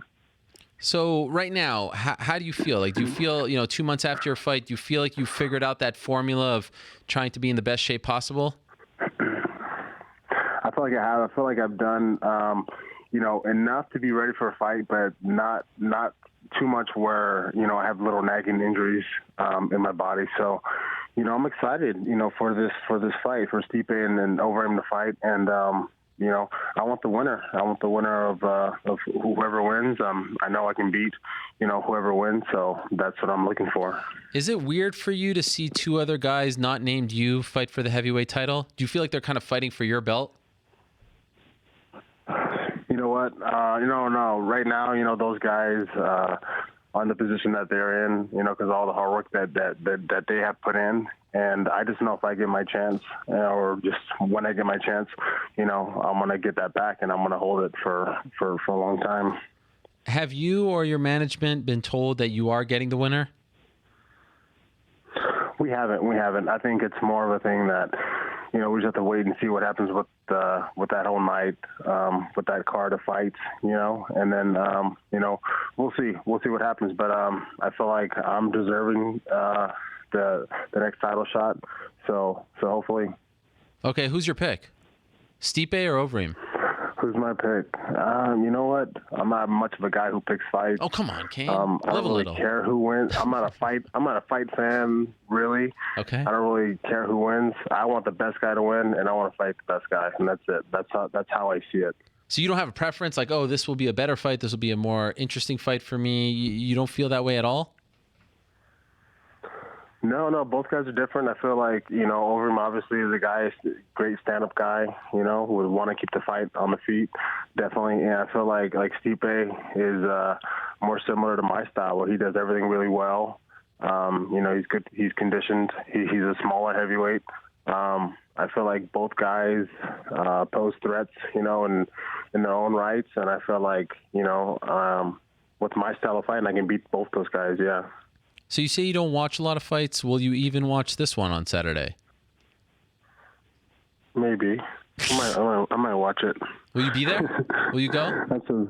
Will I be there? The UFC hasn't had me. They haven't asked me to go, so I'm guessing not. And I think now in this day and age, the guys don't really have to be at the fights. You kind of know who's the number one contender is and everything else. So you kind of know who will get the next title shot, definitely. Okay, so you feel confident. You don't have to show up. You don't have to sit in the front row. You think you're getting it just based off of who you are, your last performance, all that stuff. I think so. Yes. Are you surprised that Travis Browne is coming back so quickly after what you did to him 2 months ago? I think so a little bit, but it just shows, what type of guy he is. He feels like he can come back and fight a better fight against Verdum, and I feel like he can too. With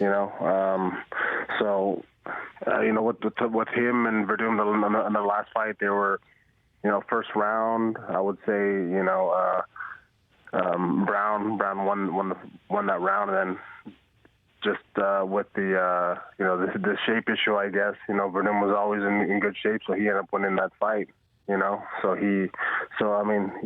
With this next one, I think it could be different. It could be different. In that fight, the UFC 200 fight, you opened the pay-per-view card and you just look like a man possessed. So light on your feet, so agile. What a great performance! You finished him in the first round. The spinning wheel kick. Wow! It was like watching a featherweight version of Cain Velasquez. When was the last time you felt that good in a fight? I felt that good. Or did you not feel good? I would say against against Dos Santos probably. I would say that's the last time I felt that good. Yeah, against fighting him. Which time? Again, I would say with the whole trilogy, I felt good. Okay. The first fight. There was some. He was better that night, and that was it. No excuses, obviously. But I felt good on the rematch and then the third fight.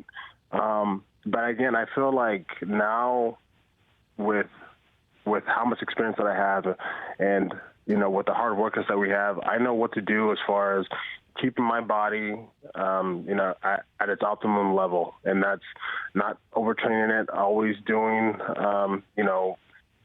massages, and that's all work for your body, to keep you maintained. And I feel like I'm doing that now, so it's helped me out a lot. And you see it in my last fight.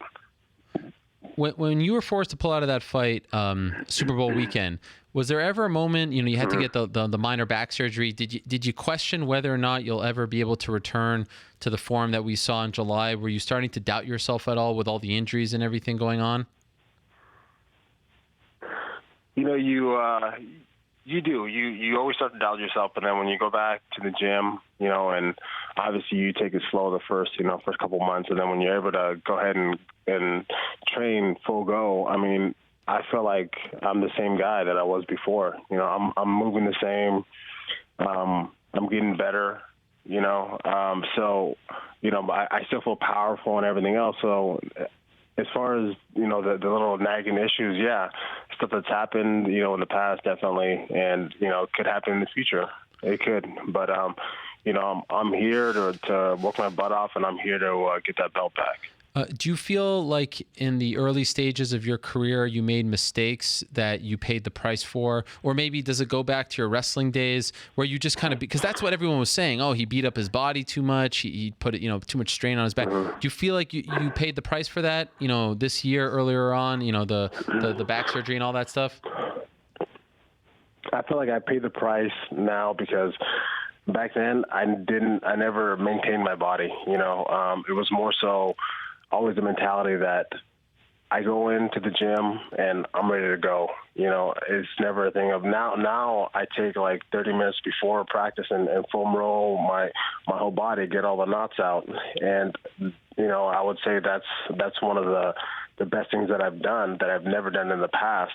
Your body, our bodies are race cars. We always need maintenance. Tires, wheels, we need little tweaks here and there every day. every day before practice. And I wasn't doing those maintenances before practice or afterwards. Now I am, and I know my body, and I know how to make it work at its optimum level now. So yeah. Have you watched that fight against Verdum yet?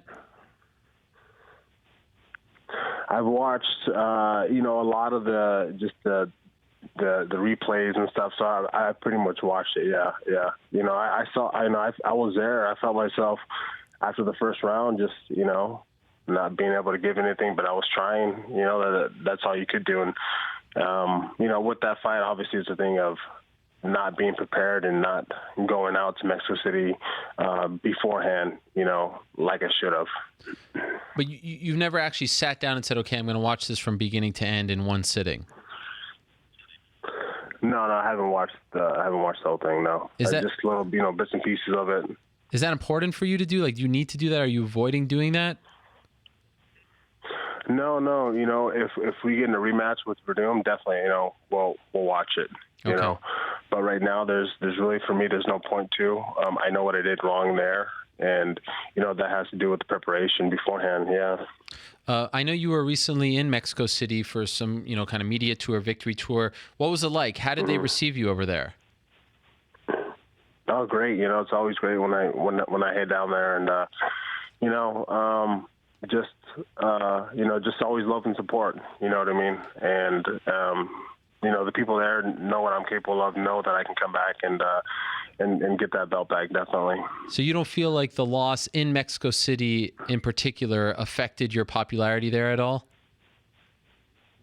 It might have, definitely. It's always good to go there and get a win. I think, but going around, and being in Mexico City, walking around, just seeing the people there, they're big fans of this sport, and they're, I would say I'm their favorite, you know, and I love to be that person. I love that I am that person. I think a win definitely would have been much better, obviously, but do I feel a difference between, if I would have won or if I would have lost between the people? No, I would say no, because the people there are just, they're so humble. They love you, whether, you've lost or you've won, they're always behind you. And I felt like since my career started, I've felt that, in the social media and just talking to people. And that's great that I have fans like that are always behind me. So do you feel like you kind of owe them another, like, even though training there is a little more difficult, the higher altitude, all that stuff, do you feel like you need to go back there at least one more time and fight in front of them and give them a victory? If the opportunity comes up, yeah, I would go back there and fight, obviously, and go back there and be prepared and do my whole training camp out there and, yeah, get a win in front of the fans over there, definitely. I would. So you do the training camp start to finish, like not even a little bit in San Jose? You would do the whole thing there? Yeah, I would have to do the whole thing. I would feel much better, just me and my team to be out there and training out there and just doing the whole training camp out there. Wow. I just think it's that big of a difference. To be going there early 2 weeks, it just wasn't enough. It needs to be the whole training camp out there. It needs to be 8 weeks or 9 weeks out there and training. Yes. So you're a part of this movie, Kickboxer Vengeance, the sequel, if you will. A lot of famous people, Jean-Claude Van Damme. And I was reading about, your involvement in the film. Is it true that when you were in college, you took acting classes? Is that right? They're a little, yeah, of course. You get so many classes in college and electives and everything else like that. And, and some of the classes we had to do acting, yeah. What? So this wasn't something that you thought you were going to be an actor or wanted to be an actor. I just can't see you in an acting class. I don't know. It just, you don't. Not that I wanted to be, but okay. It was something different, and yeah, doing it. It's fun. I like it. It's fun. And obviously if I get more roles or, offers to do movies, I will do them definitely. I know it takes a lot of, hard work and skill, just like fighting does, but it's it's a different sport. I guess you would say different craft. Sure. And I think it's something that I like, definitely. Was it weird doing the film like 3 or 4 weeks after the Verdum fight with him on set? A little weird, yes. I'm not gonna lie about that. Yeah. It was. did you guys talk to each other? Like, what was that like? No, I mean, it's definitely, it's just a more of a, hi bye type of thing, just respectful, because he beat me that night, definitely. And it doesn't mean that I wasn't mad about it, I want a rematch there in Thailand, but, you can't do that kind of stuff. So. Whoa, you challenged him to a fight in Thailand on the set of the movie? Is that what you're saying? No, I said I wish. Oh, you wish. wish. Okay. Sorry. I gotta look. Yeah. But it's you just again, it's all respect. He beat me that night, so that was it. Was he doing that face to you, like from the other side of the face I'm talking about, right? The one that was he doing that kind of thing? As I was doing the scene, he was doing it like, he was doing it off and on. Oh man, you must have wanted to punch him right in. No. Oh. No, he wasn't. If he was, I probably would have walked over there. And, give him a good one in the face, definitely. Did you think about not doing it after the fight because he was involved and just? I'm sure you weren't really in the mood, right? No, he's very respectful, and I feel like I am too. Okay. And again, that was just work. When we went out there and worked that night, the night that we fought, that's just what we had to do. And he came out on top, and I respect that for him for being out there so early, being prepared. He had everything ready. So there's nothing I could take away from Verdum that night. By the way, I was talking to JDS about this, and since you have this history with him as well, what was your reaction when you found out about Brock Lesnar and his failed drug tests? I would say from the look of his body, I mean, it didn't surprise me. He's just a big, massive guy that you don't see other fighters like that, and that he came out positive. It kind of sucks. I want my competitors, the guys that I fight against, to be on the same level that I am. And just to know people are out there cheating. I mean, it's good that we're catching them. That USADA is doing a great job of catching people cheating and everything else. And hopefully, that discourages people from doing, that sort of thing. So we can all be, so the sport can be a clean sport. Yeah. Two last quick things.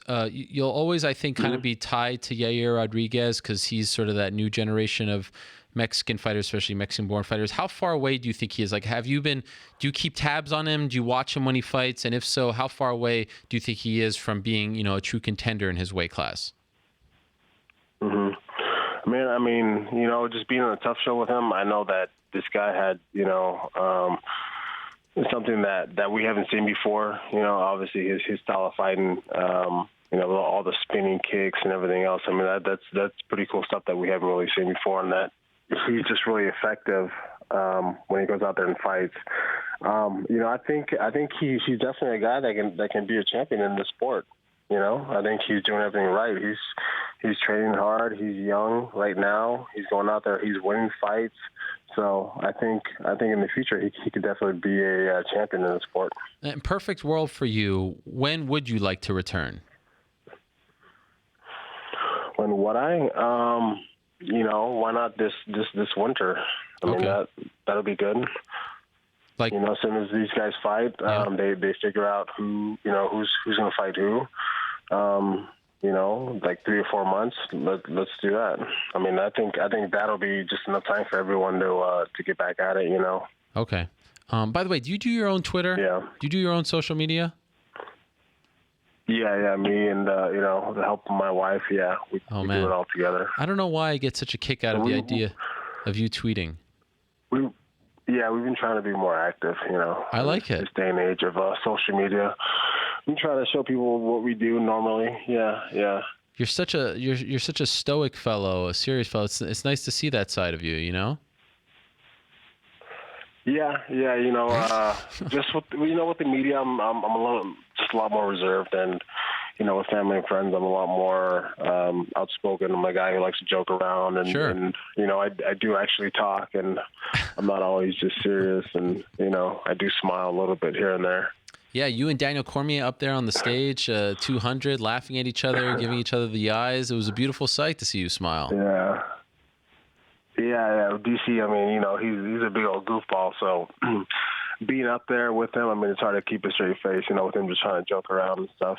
Well, it was nice to see you back on track with a fantastic performance, maybe the performance of the night, if I'm being honest. That was an amazing finish, so congratulations on that. And I hope you get the title shot. I don't think anyone disagrees that you deserve it next. So hopefully we get to see you back in there sooner rather than later. Thanks for coming on, Cain. What a pleasure. Don't be a stranger, okay? Hey, thank you. Okay, I won't. Thank you. All right, much love to you, Cain. There he is, Cain Velasquez, or Cain Velasquez, as the Mexican fans like to call him. How about that? Tough guy to nail down, but we got him. Thank you very much to his manager, Mike Fonseca, for that. I appreciate it greatly. How about that? Cain Velasquez knocking on that title shot door. I don't think anyone would disagree with that. Okay, let's move along. Let's keep this heavyweight theme rolling along. Fabricio Verdum fighting this weekend. He was originally scheduled to fight Ben Rothwell. Unfortunately, Ben unable to compete this weekend, so I wanted to talk to him about that and more. He joins us on the phone. Ben, are you there? I am. How are you doing? Hey, Ben. How are you? I'm good. Sounds like you're having quite the day here, especially with the heavyweights. You had Junior, then Cain, and now me. And then Rico Verhoeven, the Glory heavyweight champion, on next. How about that? Yeah, it's quite the heavyweight day, yeah. Yeah, well, it's fitting because the heavyweight title is on the line this weekend. Of course, as I said, you were supposed to fight this weekend. So you haven't talked much about it. Can you tell us what happened, why you had to pull out of the fight? Unfortunately, sustaining an injury, and I kind of said I hurt my knee, so I was trying not to talk too much about it. But yeah, it was in training, and it was just there was a little bit of time where I tried to do what therapies I could, and like I said, I had everybody around me, just my support system, management, and everybody just advised that surgery is what was needed. So I'm in a healing state right now, and that's what I feel about it, emotionally as well, because obviously it was a huge opportunity, and it is sad because I felt like I matched up very good against Verdum, and it was a chance for me to kind of show everyone like really what I really truly believe that I've been holding back, and I have a lot more to show the MMA world. So that's where we're at, just in the process of recovery, and I stated I'm hopeful for a return in early 2017, so we'll just have to see what happens. So you had the surgery, right? Yes. And it went well? Yeah. Okay. Everything was going.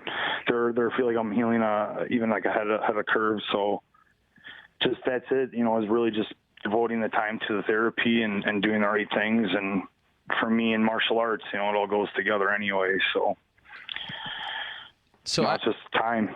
I remember talking to you after the JDS fight, and you were a little bit, I guess, for lack of a better word, disappointed that you went right back in there after the Barnett fight. But then here you were coming relatively quickly after that fight into this one. Do you feel like you pushed yourself too much this year? I mean, my actions that are showing it, my body, broke down, and I feel that there could be some mismanagement. For me, it's the tale of, listening to some of my interviews in March and some of the things I was saying about other guys getting injured and talking about other things, how people were fighting. Yeah, I kind of it's tough, it falls down on my shoulders. It's like, I really have to be careful how I'm saying things or coming at guys for things that you can't control. Injuries are a real, bastard part of the sport. Just to say it's just nasty. It's because it is accidental. There is obviously a lot of injuries that take place from poor training and techniques and people not recovering right and getting pushed too much. And then there's just some of us that are in our age, and it's just like this is something that's been, it's been with me, and my body just broke down. It was just one of those things. It was a combination of things. So that's it. It's a lot of life lessons going on this year. The knee surgery, or the knee injury, I should say, was that, an injury that happened one day, or was it a buildup of things that led to the injury? It was both. Okay. So it was like they had some chronic issues, and then there was a actual, event. So as I said, it was just, it was tough for me. I didn't, the doctors just said I'm too tough for my own good, and just said, couldn't imagine somebody was walking with what I had, let alone trying to fight. So it's just where it's at, and I carry on. Obviously, it's never good to suffer an injury or go under the knife. But considering you probably wanted to erase the memory of the JDS fight, that was such a frustrating night for you. In a weird way, does this come at the worst time for you because you now have to sit on it a little longer? And it's just hard to say with, for me, because the way I try to look at life about, we look in life like it's not fair at times, but at the same time it is, because I've learned throughout the years that things happen when they're supposed to happen. And this time off right now, I'm really getting some time to work some things with myself and just kind of really looking back at my mistakes before the junior fight and things that had happened. And just listening to Cain and Junior just earlier, it's just like, yeah, Cain got knocked out in the first minute, the very first time him and Junior fought. And Cain just said, hey, he was the better man that night, no excuses. It is that for Junior. It's like he was a better man that night. We did go fight 5 rounds. And it's different. It's like I figured you would ask Junior, like, oh, did you watch that fight? Did you like it? It's like the Cain fight better. He knocks him out in a minute and then didn't have anything. At least with me, I at least gave him some resistance.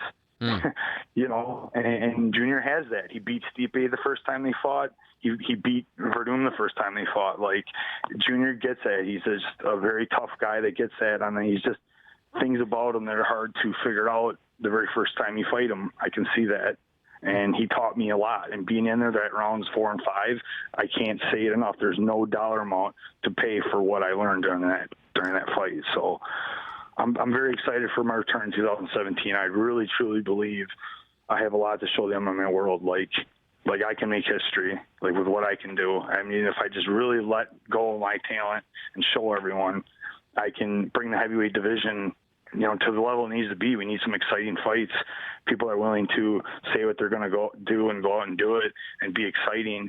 And I mean, look at just how Barnett and Orlovsky performed. I mean, did you watch the fight and did you think it was an exciting fight? Yeah, I actually enjoyed it. Did you?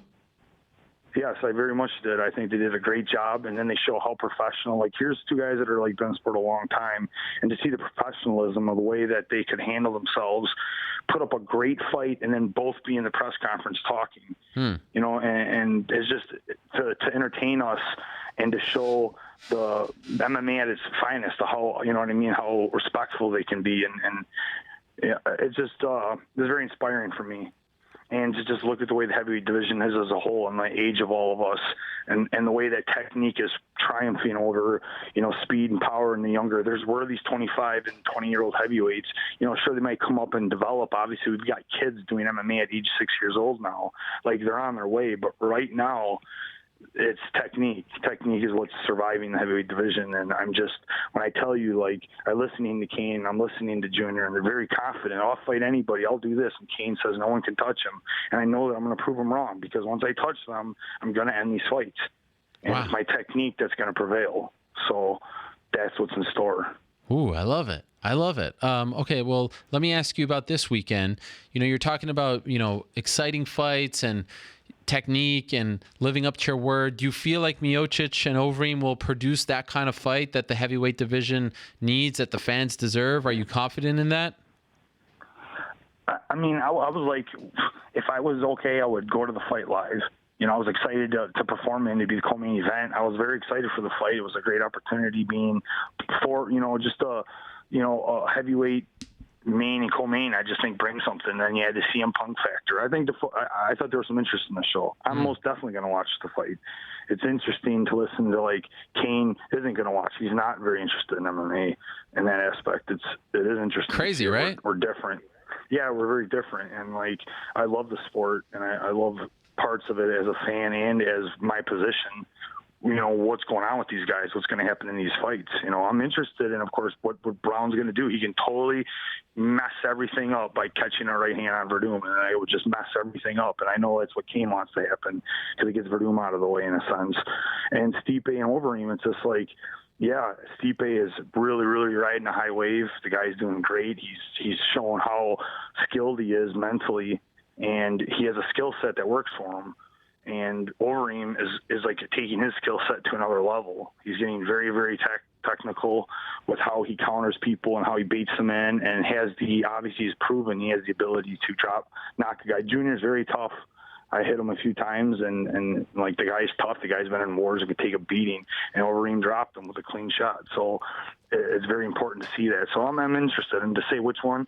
I mean, I would only say Stipe in a 51% really, because I feel like it's really anyone's fight watching it. But he's got the hometown, and he's riding a good wave, and I'm excited to see the fight. Okay, so you're favoring ever so slightly Stipe. What's better? Like, who are you kind of rooting for? Do you have a pick as far as like better for the division, more exciting? Like, is there one that you favor over the other in that sense? Like, back in the Burnett fight, I was rooting for Burnett. I like both guys. Yeah. I've known the guys for a long time, but I was why? Because I just fought Burnett. So It was like good to see him and to show everybody why he's so dangerous, why he is what he is. And with Stipe and Overeem, is it because I beat Overeem already, so it's better to like have the champion be a guy I already beat, and have that rematch? Or is it Stipe because, as Cain was trying to talk about matchups, it's like, or more like back to Junior. Junior's like, oh yeah, me and Cain number 4. What's the interest level? People like fresh matchups. That's what I generally like can see. So Stipe and I are more of a fresher matchup in a sense. So is that a better fight? You know what I mean? I'm just like, yeah, it's like Verdum or Brown. I'm watching that fight because either guy, it's like either one wins. I need to fight the winner and get myself into this title fight, And I don't think it's going to matter if it's Overeem or Stipe, though. I mean, I need to fight both guys again because Overeem's just proving that he's another guy, and I need to prove I'm on another level as well. It's amazing to think that your win over Overeem was 2 years ago yesterday, September 5th, 2014. What a great performance that was. And I'm wondering if it's hard for you to just like wrap your head around the idea that he got to the UFC title fight before you. Well, I chose to fight after my 4th fight, and he chose to get a title fight. That was it was a self-inflicted wound in a sense. So I have to take it and carry on and know that I'm going to do this. And that's it. That's why I went through the surgery. You know what I mean? I didn't just take the fight 'cause I need a payday or something of that sort. It's like, no way. It's like, you know what I mean? I need to take the time and become the best I can be and show it. Verdum Brown is fascinating because they fought once already, but also because Verdum is coming off a knockout loss. Brown's coming off, TKO loss and, very one-sided loss. What are you expecting to see out of these two, and do you have a pick in that one? I think the sensible choice would be Verdum. If he just comes out like himself, he's going to work the same type of game plan. It's just that factor that Brown could catch him makes it exciting. And it's like if it happens, it would still be exciting. I'm not going to be that shocked, but it could happen. So it makes that world. But Verdum is has more techniques, I believe, especially if you add in his ground, how much he's been working the striking. He was taking Brown down, so he proves he has got more. So he's just an all-around better fighter. He just is. So, he should win. And in that case, then Cain's got to, it's not going to be so easy to the title now. So, because it's just, I don't agree with throwing Cain in. It's like, cool, you threw, Brown around. It's like that now you get a title fight because of that. Oh. So I don't think he should get a title fight just yet. No way. He needs one more fight. So you just, okay, that's interesting. So who would you give the title fight to? Well, I think there just needs to be more fights. The champion of this fight needs to, I don't chill out. I just do not see. I see Overeem is going to chill. He's an older guy. He's waiting. He's going to chill out. Stipe just went bam, bam, like put 2 fights away. He's going to say, hey, man, I want 5 months, 6 months. Okay. Probably. I could just foresee that. You know what I mean? If he wants to fight right away in this winter, okay. But I see either guy taking some time, which is going to leave the winner of Travis Brown and Verdum needing to, prove a case, and they need the winner of that fight stays healthy. They're calling out someone like Cain. I don't know. Yeah. Really, it's really between Cain and that person because I mess things up. Right. That is interesting. You do make it like I can see Overeem taking some time off, especially since he won in May, and Miocic fought that same month. So that is super interesting. Given your history in the sport, you're a traditionalist. You've been around. You're no Johnny come lately. You've seen and done it all. How do you feel about CM Punk fighting in the UFC on Saturday? It's like a mix of emotions. I see many points of views. It's good on a business end. It's great. More eyes on it. And then as a veteran of the sport, it's like, man, there's no dues paid. So it's just an interesting thing. I don't try to think too negatively about CM Punk. He's a guy that's presented with an opportunity. He's taking advantage of the opportunity, and he's just taking it where he can go. Nobody. It's not like he came in and strong-armed the UFC and said, "You're gonna give me this," and we're like, "Oh my God, he committed a crime. He's forcing them to, pay him."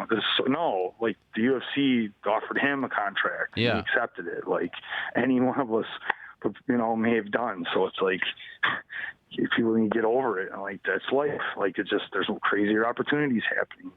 More money getting thrown around. Maybe that could be good for everybody if it starts getting directed correctly. So I just try to look at that. And if anything, for Stipe, I congratulated him when I knew that CM Punk was getting put on, because he is getting paid on pay-per-view buys. Yeah. That's going to help him. Sure. So that was a good thing for him. So there's positives in this. And more eyes on the sport is always good.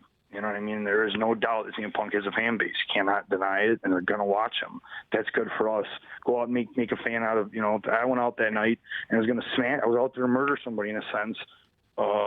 With how I was going to finish the fight. You make fans that way. People that were, never watched it. Also, I'm like, oh my God, what is this? That's the kind of opportunities we look for. So with that being said, what's going to happen to him, I don't know, though. I see videos and footage and stuff, and it's just like, you wonder, it's, again, another reason I want to watch. It's going to be interesting.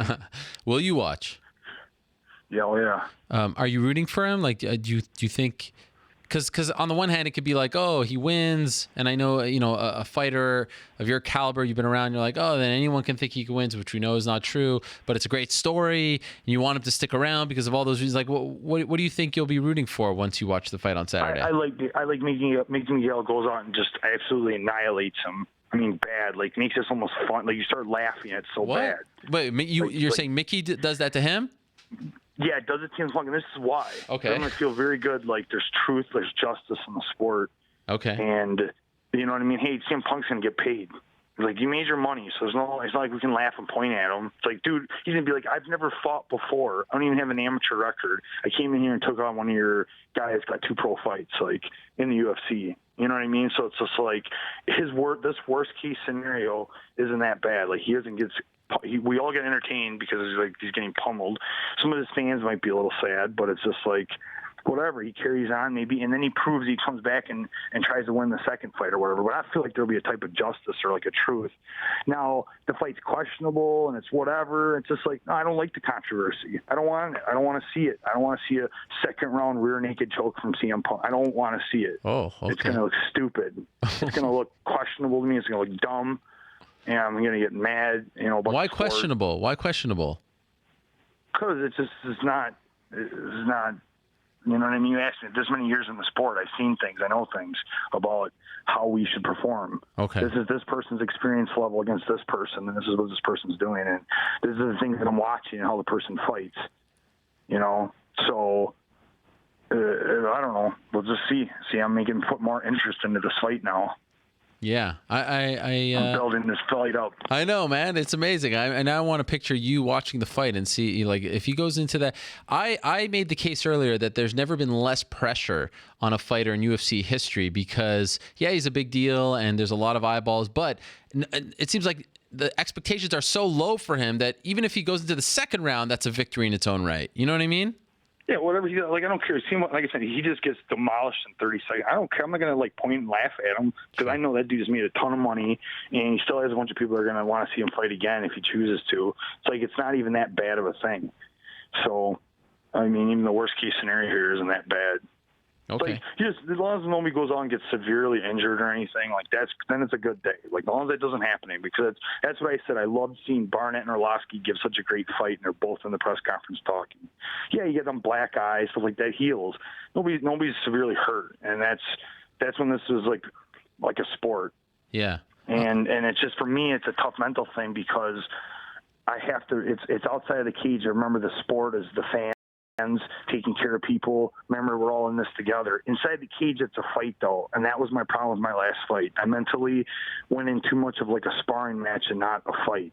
And that's, that switch I talk about. And if I don't flip it, I have a bad night, as you all witnessed.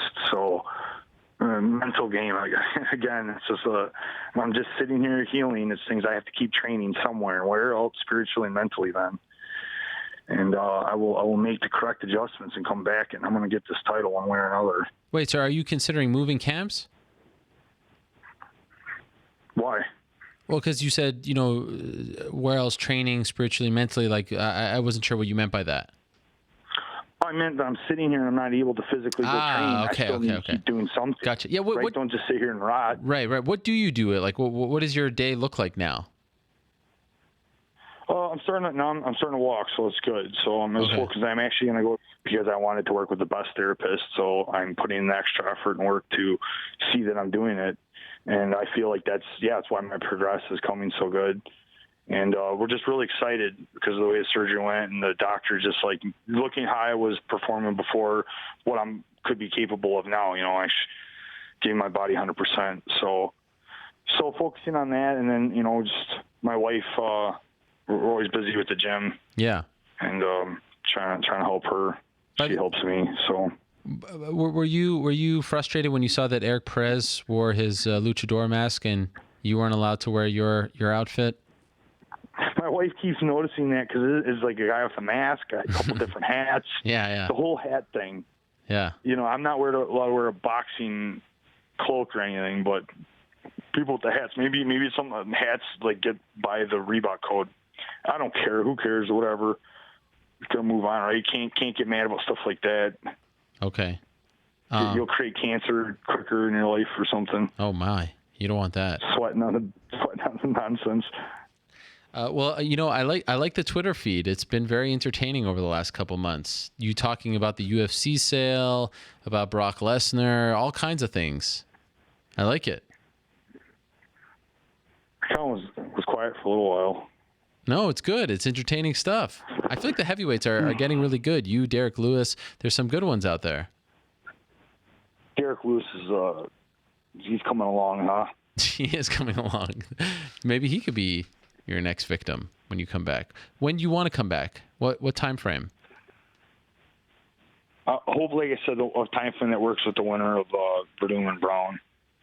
I would like to make that fight happen. I mean, if I get the fight room again before he slips into a title fight, I mean, that'd be awesome. Like I said, it was a great fight. I was really looking forward to it.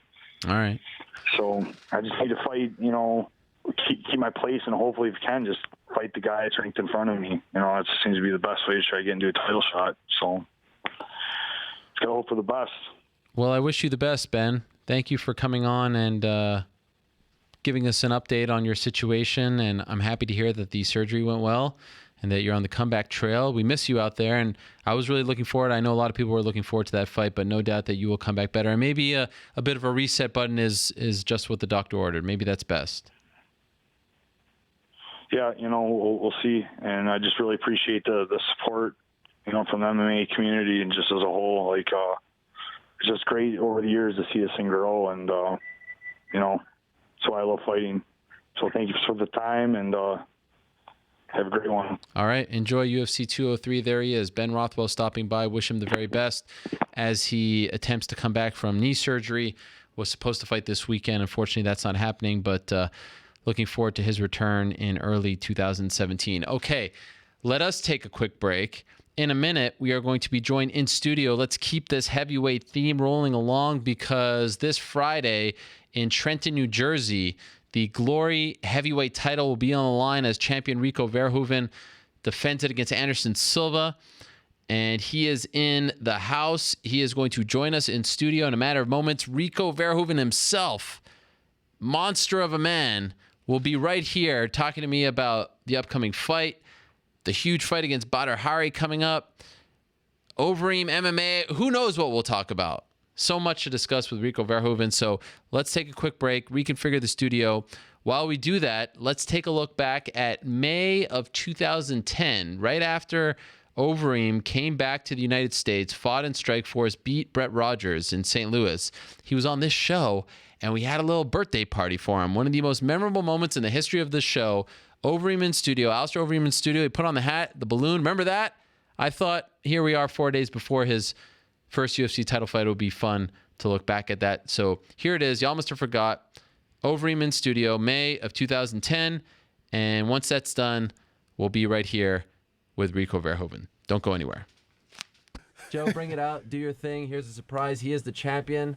So we brought him a balloon. Alistair, we brought you this. Hey! Because you are the king. I brought you one of these. For your birthday, this is for you. You have to wear it. You have to wear it because I bought it for you, Alistair. You got to put it on. I'll be offended if you don't. You can let it go. Let it go. You can let it go in the sky. It's okay.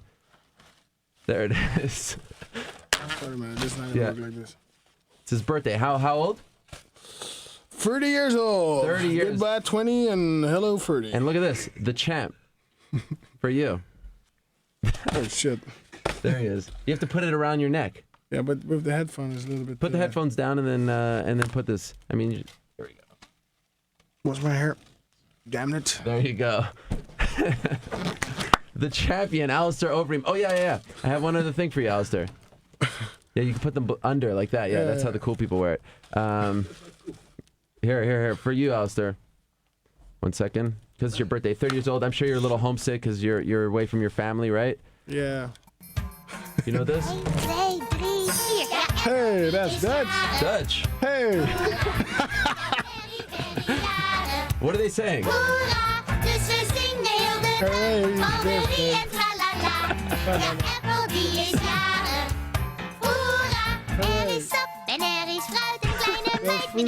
A little girl. Apple's birthday. Hooray. This is great. So this is really Dutch. Yeah, this is Dutch. Incredible. So did that make you feel good? That actually does. That helped you in your birthday. I know you're a little homesick, right? They'll probably start in a couple of days. You know? Yeah. I like New York. It has a good vibe. Yeah. But I miss, of course, obviously my Your family, right? You know? My brother was there with the fight. You can take it up. You can do this a little bit different. Yeah. It's hard to take you seriously. The king.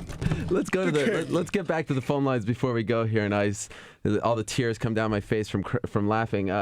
Carrie in Chicago joining the birthday boy Alistair Overeem on the MMA Hour. What's up, Carrie? Hi, happy birthday, Alistair. Thanks, man. Thanks. All right, this is Carrie calling from Chicago. I'm a little disappointed that you beat our hometown kid in Brett Rogers, but I'm also a big fan of yours. Come on. It was great to see Sorry you about come that. over to the States and fight. Many casual fans hadn't seen you fight live before. Yeah. All right, what's the question? I wanted to ask you about what were your thoughts about the late Dutch phenom Genty Vrede? Do you have any thoughts about him? Who is that? Who? Genty Vrede. Genty. He was a young Dutch phenom kickboxer. Suriname kickboxer. Oh, Genty Vrede. Yes. Okay, yeah. Yeah. What are your how thoughts do you on think him? He would have fared as an MMA fighter. Well, he was a kickboxer. Right. And I believe a really talented one. I never met him actually, but I'm sure I would meet him eventually because, Holland is small. Everybody basically knows each other, but I didn't. I had to meet him. I knew it was a big stir when he died, unexpectedly. Seeing you, you don't have to hold on to the balloon. Hey, listen, I like this. Sorry. Okay, so yeah, back to the topic. Right. Yeah, so it was a very unexpected, unfortunate when he died. He died of a heart attack. There was something. He had some heart anomaly or something. And but he was really talented. He became world champion in Las Vegas, I believe, 2008 or something, 2007, 2008. Yes, he was 21-1. He had 20 knockouts. He beat Shane Del Rosario in a kickboxing match. I saw him fight once, and I was actually impressed. And when I hear the people speak about him, everybody was positive. He really, apparently, really was a nice guy. Good-hearted guy. All right, my friend. Thank you very much for the call. I know there are some other people waiting to talk to you, Alistair, but unfortunately, no more time on the show. What? It's it. No more time. That's it. God damn it. That's it. But if you want to take this, you can take it. Tell your friends back home that we treat you well in America. Mijn vrienden, ze behandelen me goed. Wow. Give me a prediction. Netherlands World Cup, are they going to win? Finally? They've never won the cup. We're going to beat America, though. Uh-oh. Easy. Don't say that here. You know that, eh? Orange. I know, I saw it. I like that you're representing. You know what the good thing is? When I look at our soccer game, my fighting game is a little bit similar, you know? They put a lot of pressure. They're attacking left and right and straight, and, well, I hope I have a better defense. Oh, really? You don't think... They hardly ever win on right. penalties, you know? I hardly win on decision. That's true. You know, they always try to go for the knockout. You know Marco van Basten? Not personally. But you know of him? Yeah, of course. Yeah. Everybody knows. He's a big deal, right? I thought it was just me. Well, then. he's a coach. Right, but he used to be a player, right? Yeah. See, I know my stuff. Some stuff. But I'm Canadian. You like Canadians? Yeah. They're good people. Good. Cool. All right. You're French? Canadian? Bien sûr, oui. Ça va? Français. Oui, ça va bien. Ah. Nice. Thank you very much, my friend. The champion, Alistair Overeem, joining us on the MMA Hour here in New York City. Of an amazing performance against Brett Rogers, and hopefully we'll get to see him against Fiora. I'm trying to be serious. I'm trying not to laugh. But I love that you're embracing this, Alistair. It's very nice. Of course, man. You have to have fun in your life. Yes. And my life wasn't that... Well, it was fun the last 11 weeks. I shouldn't be too dramatic about it. But I worked hard, you know? So now it's a relaxed time. We're going to do that. We're going to enjoy it. Check him out. He'll be back defending that belt for Strikeforce very soon. Thanks to Spencer Pratt. Thanks to King Casey. Thanks to Alistair Overeem joining us. Thanks for having me, and follow me on www.theream.com. Peace. What a fun time that was with Alistair Overeem around over 6 years ago. And, of course, he fights for the belt on Saturday. But how about this? In studio right now, one of the baddest men, if not the baddest man on the planet, Rico Verhoeven, the Glory heavyweight champion of the world. Yes, sir. How are you, my man? I'm good. How are What you? an honor this is. In studio. Yeah, thanks for having me. All the man. way from Holland. Yes, sir. Where exactly in Holland are you from again? Yeah, you probably won't know it. No, I won't. Close to Rotterdam. Rotterdam, okay. Yeah, close Did you go to the UFC when they were in Rotterdam? Yeah, definitely. I was there for Fox doing commentary. So. Oh, really? Yeah. Did you enjoy it? Yeah, definitely. It was fun. Was it weird, though, because you and Overeem have this little beef together, that he wins and everyone's showering him with love? What was it like for you to see him? No, I don't, because the beef. I don't really feel the beef. There's no beef. For me, there's not. Maybe for him, but for me, there's nothing. Kind of interesting, though, that you're fighting on the same weekend that he's fighting for the heavyweight title. Yeah. Weird, right? Yeah, it is what it is. You know. Yeah, and I've been the champion already for a few years now. So. Are you rooting for him? No, I don't really have a favorite in this fight. So it's gonna be a good fight. I don't really have a favorite, but let's see what happens. You know, it's just the heavyweight game it can go either way. I think it's 50-50. Okay, so we have a lot to talk to you about, because the reason why you're here is because you're fighting on Friday. Yes, sir. In Trenton, New Jersey. Exotic Trenton. So beautiful over there. Yeah, wow. definitely. I was shocked to hear that Glory was going to Trenton, New Jersey. You're fighting a guy named Anderson Silva. Yes. MMA fans might think Anderson Silva, the Spider. No, this is Braddock Silva. This is a long-time kickboxing veteran. But what's interesting about this, you're defending your title. This is a title fight. Yes, sir. But around the same time that they announced this fight, they also announced one of the most anticipated fights in kickboxing history, you versus Badr Hari. Mm-hmm. But you have to fight this one first. Yeah. That fight's happening regardless. But how do you feel about this one being announced so close to that one? You have to get through. It's kind of strange, no? Yeah, but for me, it is what it is. You know, it's of course, I had to defend my title because the fight versus Badr is no title fight. Right. Because, he didn't want to go 5 rounds. Oh, interesting. So he said, "Yeah, well, I fought for 3 rounds my whole life, so why would I fight for 5 rounds for the title or whatever? You know, what? Whatever excuse he had for. He didn't want the belt. He didn't want to fight for the belt. I think he would have want to fight for the belt, but he didn't want to go 5 rounds. That's bizarre. Because you know, in 5 rounds, without a doubt he's gonna lose. But in 5 rounds, it's gonna be even harder for him. Because you've gone the distance, you have great cardio. So many times. Yeah. It's 5 rounds is easy for me. Do you feel like that's almost a victory in its own right? Like that's the first victory of many? Of course. Yeah. Of course, I'm already in his head. He's like, "Oh, I don't want 5 rounds. Let's go 3." okay, let's do 3. For me, it's all good. And Glory was willing to give him a title fight. I think so, yeah. Wow. But, you know, for me, that fight is still far away. First, we're going to handle some business this weekend. Yeah. Versus Anderson Silva. But people ask you about that fight. That's the fight, you know, that's the one that's been talked about for years. Yeah. Is it annoying that keeps coming up when you have another fight to get through first? Yeah, of course. Of course, because people already look past Anderson. Yeah. And I definitely don't. So, you know, that's the difference. People say, oh, butter this, butter that. Hey, I got a good task ahead of me this weekend. So, do you kind of wish that they announced the Badr Hari fight after this one? No, it doesn't matter. Doesn't matter. No. And by the way, I got some news. I don't know if you know this. The fight is actually taking place December 10th. We knew that. Yeah. But it's taking place in Oberhausen, Germany. Okay. Did you know that? What do you think? You think you But this is exclusive. This is exclusive. Yeah, well, at least to the world. Yeah, to the world. Why Germany?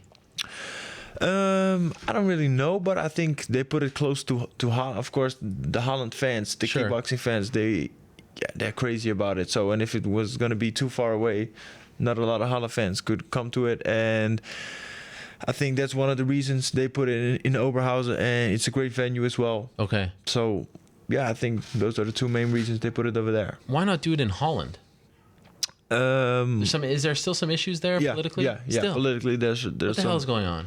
You can have MMA there, but you can't have kickboxing? No. We can do kickboxing, but they just didn't want the Badr fight to happen in Holland because of the past? controversial. Yeah.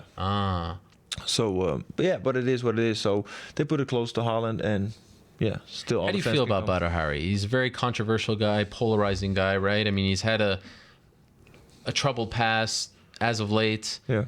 Very fun fighter, very popular fighter, but still, you know, he's been involved in some stuff. How do you feel about him? Yeah, he's a great athlete, and that's all I care about. Okay. You know, for me, whatever he does outside of the ring is none of my business, and I just do what I do best, and that's perform well and make sure I'm a great role model for everybody outside the ring as well. And that's for everybody different. So when he was like truly in his prime coming up, it was a little earlier in your career. Yeah. Did you look up to him and say, okay, this is the fight for me. Like, this is what I want to strive for. This is the big one. No, not really. No. You didn't dream of fighting him. Oh yeah, of course. The fight versus Badr has always been a dream, or whatever great fighter who's the best. But I didn't want to be like him or something like that, you know. Just I'm like a totally different person, different fighting style, and it's just different people. Did you recently re-sign with Glory? Yeah. So you are now exclusive to Glory. Yes, sir. Because the last time we had you on, we were kind of talking about options, future, things of that. Yeah. You signed a deal. Was the Badr Hari fight part of that deal? Like, did they almost use that fight as a way to keep you around? No, we just discussed things, and of course the Badr Hari fight was. Even when I talked to you earlier in the show, it was already being discussed. Okay, you could have broke it on our show. Come on, man. But I couldn't tell you anything. Of course, I understand. So, but for then, you know, we just went back and forth, you know, discussing stuff, and then he said, "Okay, let's do the Badr fight, and let's add another year." So that's what we did. Okay, so it's 1 more year. Yes, sir. So it's not fights; it's just a year. It's not like, oh, you know, we're now signing for 6 fights, 4 fights, 5 fights. No. It's just, it is like definitely gonna be 2 fights. Okay. And then like maybe a 3rd fight added. So now, where does MMA fit in all of that? Because you expressed interest in fighting in MMA. Can you still do MMA, or are you exclusive to them? You can't do anything else. No, I definitely can do MMA. Oh. But yeah, the schedule is already too busy, huh? It's so packed, yeah. So you're putting it on pause, the MMA. Yeah. So I try when I have time. I try to train it, but especially now with this, there's no point. Upcoming 6 months, you know, it's definitely no point of doing it. But of course, 2017 is coming up, and let's see what that brings. As you continue to progress in your kickboxing career, and you know you're establishing yourself as the best heavyweight in the world, do you feel like there's a chance you may never do MMA? Because if you're in demand and you're the man, you're the heavyweight champ, they're not going to want you to go to MMA and do other stuff, right? Yeah, maybe not, but you know, I try to keep myself excited, and I just like doing new stuff. Okay. Doing new things, and in the end, it doesn't always have to be like being the man. Just sometimes it's just having fun in your life as well. And I like MMA, and it is fun, and it is a new adventure, and it's a new road for me. So in December, when I beat Butter, yeah, maybe it's time for me to clear out the other heavyweight division. Oh, wow. When you were kind of a free agent, did Bellator come after you? Because I thought that they would make a very strong play to get you because they have the MMA and kickboxing. And, you know, they're starting the kickboxing organization. Like, I felt like you were just a perfect fit for them. Did they try to come and sign you? Yeah, they did. Well, while we were talking about it, it was I was still with the Glory contract. Okay. So I wasn't allowed to discuss that stuff. But they did an offer for the MMA. But it was okay, but it was nothing on paper yet. So we were just discussing, the different things, the Bellator, the kickboxing, the Badahari fight. So, and that was more interesting at that point. So, have you watched their kickboxing shows? No, not really. Nothing. No. Interesting. Why? Just too busy, man. Too busy. I've seen their kickboxing. I'm doing a lot of stuff. Why are you so busy? You don't have a couple hours just to watch kickboxing? What's wrong with you? Yeah, I just follow the heavyweight. And they don't have any big heavyweights, if any, right? No, I haven't seen. It's not. I haven't been impressed. No, if I'm being honest, it feels lower level than their MMA. You know, it doesn't. When I watch Glory, I feel like I'm watching the best of the best, and I know that they're younger and they're new. They just started, but it doesn't feel like high level kickboxing. You get what I'm saying? Yeah. And I felt like there was a point in Glory, and correct me if you feel otherwise. Glory was trying to do too much gimmick stuff here and there. Like they didn't know who they were. And now I feel like there's more of a vision. Like they're back to putting on the best of the best. Like being. Do you know what I mean? Yeah. Was there a point where you were worried that they were kind of going a little too crazy? Yeah, I think so too. So, but you know, we tried to discuss with Glory as well because we have so much experience in the kickboxing game, and of course, like Glory was like a new organization coming into the game, and they also needed some experience, and of course, sometimes you fall before you walk, you know, or before you run. So, and I think that's what they did. They fell a couple of times. They stood up, and I think now they're running. Yeah, you know, they're doing good things and doing big stuff. So they put down the biggest fight in kickboxing history. So it's going the right way. You know, sometimes when I watch them in Europe, it feels like a big deal. Of course, kickboxing I think is a little more popular, maybe a lot more popular than here in the United States. Yeah.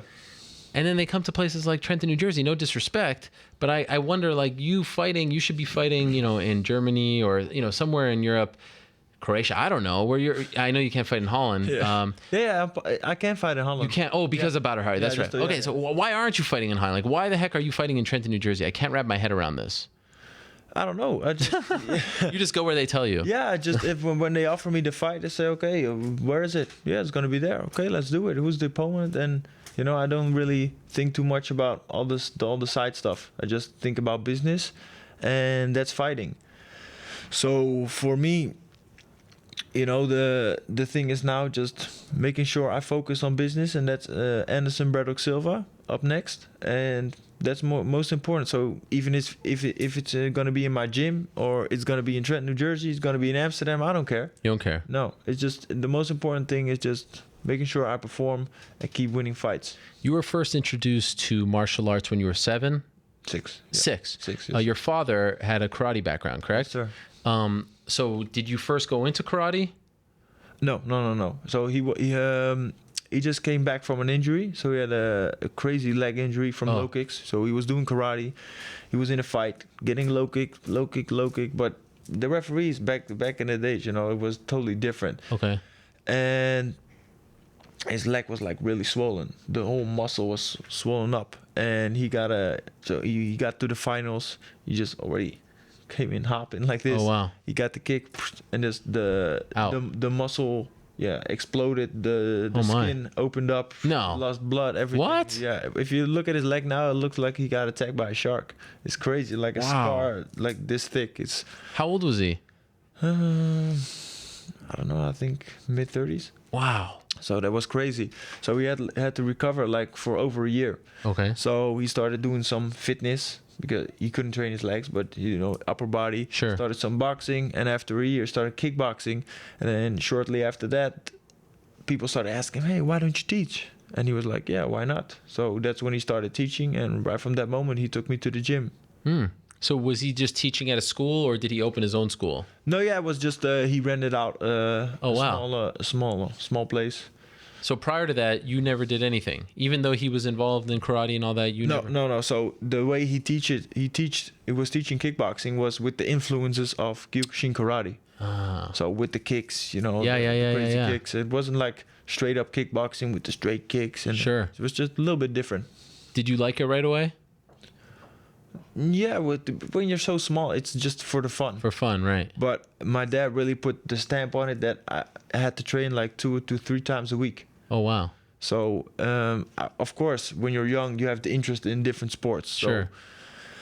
I wanted to do some soccer. Right. And wanted to do some basketball. So I was allowed to do that, but everything on the side next to kickboxing. Okay. So I had to train like Mondays, Wednesdays, and Fridays.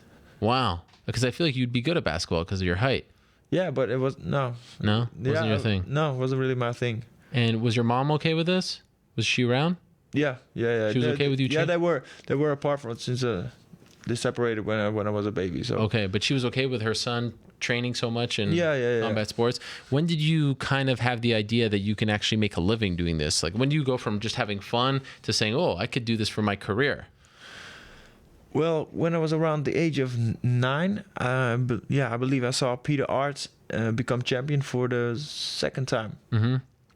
And yeah, that was crazy. Just the view on the television, people going crazy and getting that big belt, that big check. Yeah. Yeah, that was like the moment when my dream rose. It just came up and was like, this is what I want, man. This looks crazy.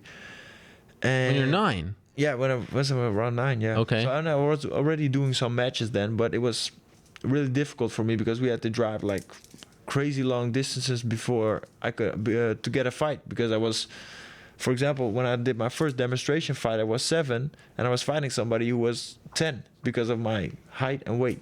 Wow. So ever since I was around 7, 8, 9 to 16 was so difficult. So when I was around 13, 14, my dad said, well, we're stopping this because it's crazy. We had to drive like for 3-4 hours to get for one fight and then all the way back. So it doesn't make no sense. He says, wait till you're 16, you come in the heavyweight division, adults, and then your fight's 16? Enough. Yeah. You're fighting adults at 16? Yeah, so I was 16 for 2 weeks, and I was fighting somebody who was 28. What? And I knocked him out in the second round. Really? Yes, sir. That's your pro fight? That's a pro fight, right? No, it wasn't. Bro, it was an amateur fight, but just with no protection, everything. So that was serious. Because when you were 16, you're just a kid. Yeah. 28, were you freaking out? 28 now, yeah. Were you freaking out? Yeah, because I was in the ring. You're not even 28 now. No. You're 27, right? Yeah. That's insane. So what I remember is like 2 weeks or 3 weeks before the fight, the guy was 23. The 1 week before the fight, the guy was 25. Jeez. And I was in the ring, and in the blue corner, he's 28. So I look at my dad like, this guy's 20. Don't worry, it's all good. So I was like, okay, let's do it. Oh my gosh. So that was crazy. There was because this man could have children in the of course, in the audience. So that was really strange. But I knocked him out in the second round, and I was 16 years, 100 kilos, and that was crazy. So that went through the kickboxing community in Holland. Like, that was a big deal. Yeah. How much did you get paid for that? Nothing. There was not a cent. Nothing. When did you start getting paid? So we started like amateur class, then you go to C class, B class, and when you B class you get a little bit. Okay. Like $100, $150, and then you get to A class, and that's when the moment when you get like really professional and get paid. The big bucks. What? No, well, you start around 1,000 or something. Sort of big bucks. How old are you when you get to the A class? How long does it take? I was around. So I started around when I was 16. So I started from scratch again, and I think I was around 18. Okay. 18, 19.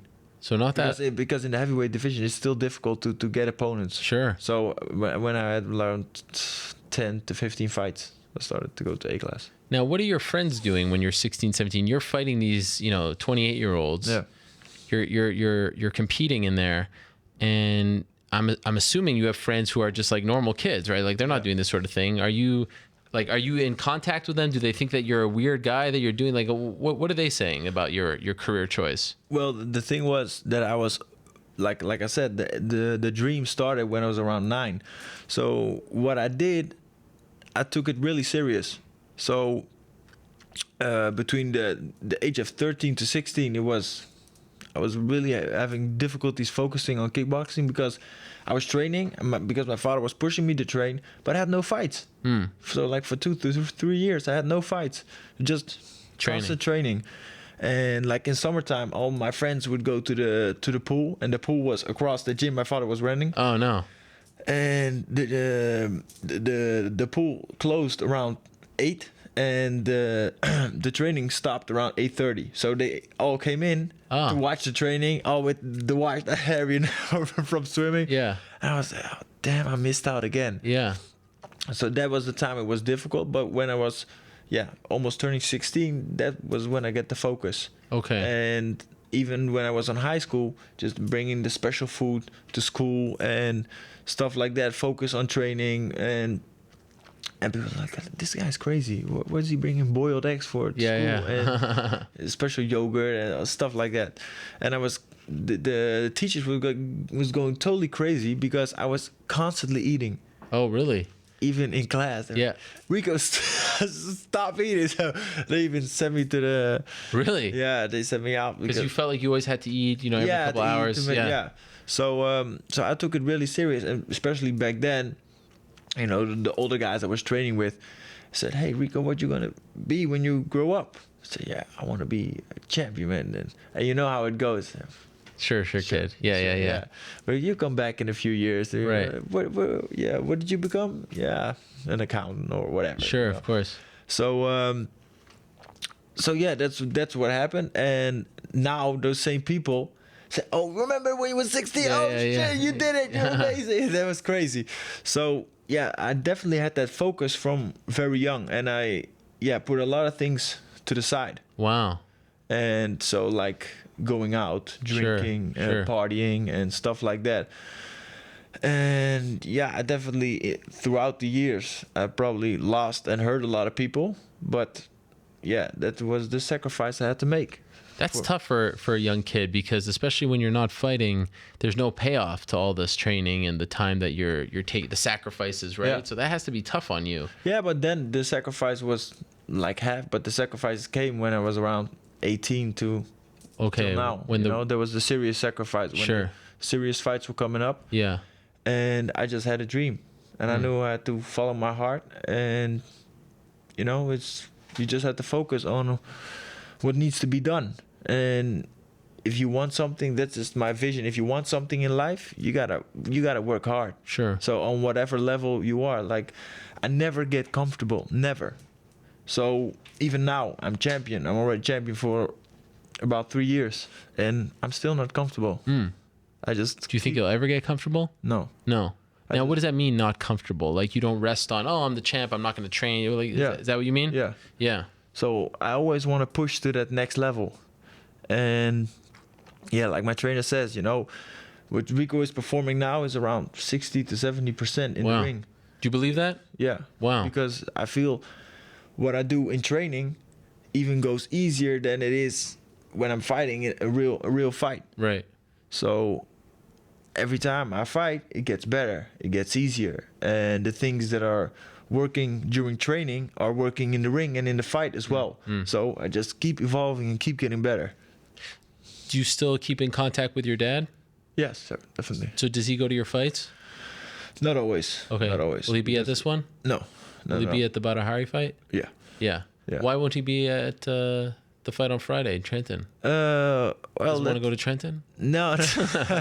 No, it's not really sensitive, but he's sick. So I'm sorry. No problem. He got what's it called in English? dementia. Dementia. Yeah. Oh wow. So from getting punched? No. Okay. No. Just overall health. Okay. Yeah. How is he doing? Yeah, he's doing. I think he's hanging up pretty well. Okay. Because the doctors say you can. Some people come in and a year later they don't know anything anymore. They're just all out. And he's now has been having it for like 4 to 5 years. Wow. So. Yeah, I think. All the best to him. Yeah. Does he talk to you about your fights beforehand? Oh, I think is he involved like that? Yeah, always. Yeah. Always. So he always, you gotta try this. Right. maybe you should try. Maybe you should try a spinning kick. Right. So we always wanted to let me do the karate stuff. Of course. Yeah. Do you still live where you grew up? Yeah. Wow. Yeah. So do you feel like all eyes are on you? Like you can tell now that you're a bigger star, right? Yeah, definitely. Do you get more attention, like more press, more media now as your career continues to grow and progress and you keep winning? Do you feel like will this fight be covered in the newspaper on the news there? Or you're not quite. Definitely. It will. Yeah, okay. It's a big deal. Yeah, it's definitely a big deal. So let me see. Last year in December, I came back to Holland for the first time for a fight. In 5 years. Wow. Yes, I remember that. Yeah. So I came back as champion and I won in the first round by KO. Yeah. So that must have been amazing. Yeah, that was what a crazy. feeling. Yeah, that was crazy. So everybody from that moment on, it was back. We were back on track in Holland as well. Okay. So like for those 5 years, just nothing, no kickboxing at all, and this was the first big show, and we had like the Minister of Sports was there, the Mayor of Amsterdam was there, and they just went crazy. They were like, "Oh, this is amazing, and you're real athletes, and you guys are doing what you're supposed to be doing, and this is amazing. We're gonna support this." So. Yeah, with them saying stuff like that, and being in the media, television shows, but all different stuff as well. So just funny television shows. So they don't just see the fighting, because for normal people that see fighting, they're like, these guys are crazy. What are these guys doing in the ring? And then they only see like the fighting machine. They only see the monster.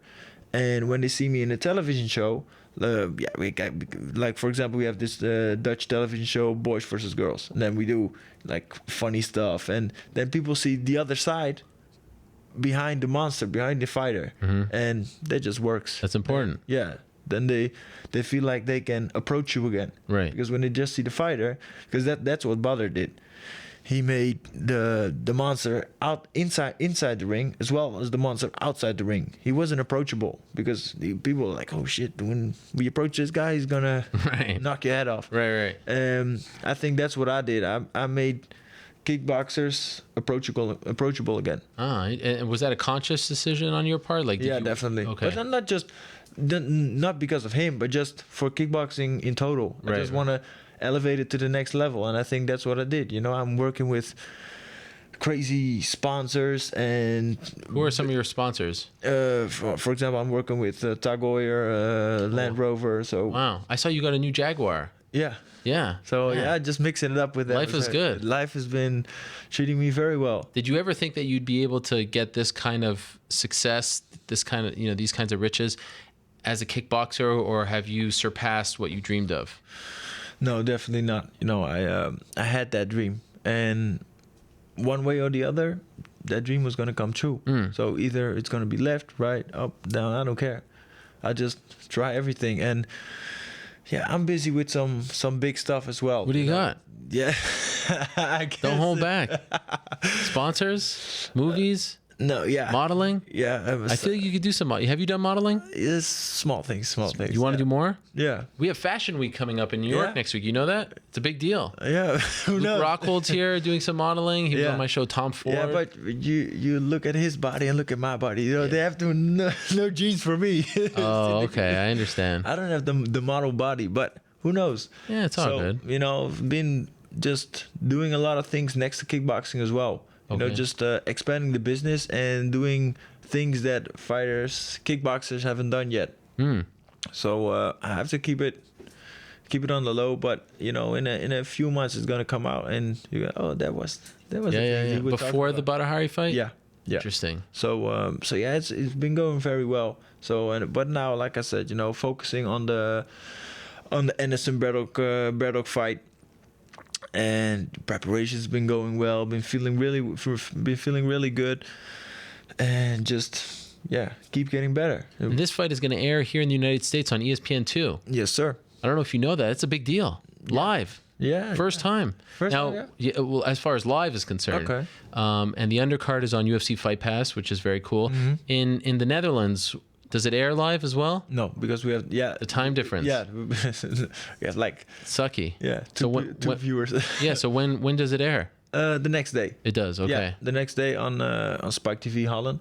Oh, interesting. Yeah, so it's gonna be air around 10 p.m. in the evening. Okay. So that's good. They right away broadcast it the next day. So because we have like I said, so many people follow the fighting game, and it's just growing, and the television is seeing that it's growing. Just like big televisions. Broadcasters want to, like, for example, the Badahari fight, and that just shows that we're growing, we're going up. Is he going to go to the fight on Friday, Badahari? No. I don't think he can come. No. He can't come in the country. Wow, what a guy, this Badahari. What a character. It's amazing. Are you friends with The Rock? You're a fan of his. Yeah, I'm a fan. I see you tweeting him back and forth. Kevin Hart. Yeah, we're Twitter friends. Twitter friends. But you've never actually met. No, not yet. You're a big fan of his, though. Definitely. It's like like I said, like I said multiple times on Twitter and on social media. It's The Rock and Kevin Hart are like my two favorite Hollywood personalities, because they do the same thing as I do. They don't get comfortable, so they're on the highest level of success that's possible, and they work their asses off. And that's what I do the same in my game. So, and that just shows it doesn't matter how successful you are, you gotta keep working your ass off. And that's what they do. So that's why I follow them. Yeah, you love those guys. Yeah, it's such an inspiration, such a motivation to keep working hard, and it just shows. Yeah, it doesn't matter how successful you are, just keep doing what you do. The Rock at the gym is just, I mean, it almost makes me feel bad as a human being looking at him on Instagram and stuff. It's like 4 a.m. and he's talking about working out and he's all sweat. I mean, come on, who can do that? Yeah, that's work. That is work. That's work. It's You do that too? You wake up that early? Not that early, but like, for example, we arrived. I was here in Trenton around 10 p.m. in the evening, 10 p.m., 11 p.m. We just jumped out the car, got in the gym, just started working out. Crazy. But you need that motivation. Yeah, that's what needs to be done. It's like I said, I'm never comfortable, so I need to, and that's why sometimes in our sport, my trainer needs to pull me back. Because you go sometimes too hard. I go too hard. What happened here? Yeah, training. The nose. Yeah. When did that happen? Last Tuesday. Is that a problem? No. It won't reopen? No, definitely not. No stitches, right? No. No, okay. Just really small scratch. But yeah, it happens. Yeah. So because the closer we get to the fight, the harder the sparring goes. It's almost like a fight with protection. How many rounds do you spar? Full on sparring before your fight? Around 10, 12. 10, 12, okay. Yeah. Eddie Alvarez, you know Eddie Alvarez? Yeah. He's the UFC lightweight champion. He said that he sparred 150 rounds before his title fight. Do you believe that? That's possible if you add like a 12 week camp.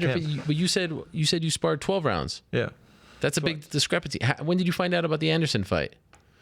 Not that long ago, right? No, I think about 4 to 6 weeks. Yeah, why was it so short? I don't know. It was short announced, but I was already training. You're already training. Of course. I'm always training. Yeah. So even though if I don't have a fight, it doesn't matter for me. I'm always training, always working out, always keeping fit, keep my body fit, keep my mind on the good path. What is are you still in contact with your mother? Yeah. What does she say about your career? Yeah, she likes it. Is she a fan? Does she watch? Yeah. Does she go to the fights? No, most of the time not. But she's stressed out. But she. And you have 2 girls. Yeah, 2 little beautiful girls. Yes, sir. What are their ages? The oldest one is 5, and the smallest one is 1.5. Amazing. Yeah, so they They don't really understand what you're doing right now, right? No, the oldest one understands a little bit. Yeah. Yeah. So do you let her watch? Yeah, if I know the end result. The result. Okay, not live. No. So yeah, she knows. Oh, Daddy's got to go. Daddy's world champion. He's got to go. Likes go it. Fight. Yeah. The belts. Yeah, she loves the belts. And at school, she said, "My daddy is the strongest daddy of the world." Oh wow. Stuff like that. What is it like when you go to her school? You see all the parents? Yeah, people know me, so they just leave me be. Yeah. Maybe a little intimidated. Yeah, maybe. And what about you? And you're married, right? Or you're not married? No, not okay. Not yet. So actually, what I'm waiting for is the girls to get a little bit bigger and. Oh, you want them to understand? Yeah. Oh, that's interesting. How come? Yeah, it's just the family. My family is my motivation to work hard and to provide for them. And yeah, I just, so if something special like this, you want them to be a part of it. Yeah, they definitely need to be a part of it. So I think that's important. And so yeah, my girl just has to wait. Okay. She wants to do it sooner. Yeah, she just. Am I opening up a can of worms here? You know that term? In America, a big You're like, Ariel, can you shut the hell up? Stop, please. Yeah, okay. She's watching. Yeah. Then she probably thinks, oh, keep asking. Yeah. Keep more. So why don't you ask in the ring after the fight on Friday in front of the world? Nah, man. No, that's too private. Yeah, but it's also a thing that's done already too. Fair enough. Many times. Is she coming to the fight?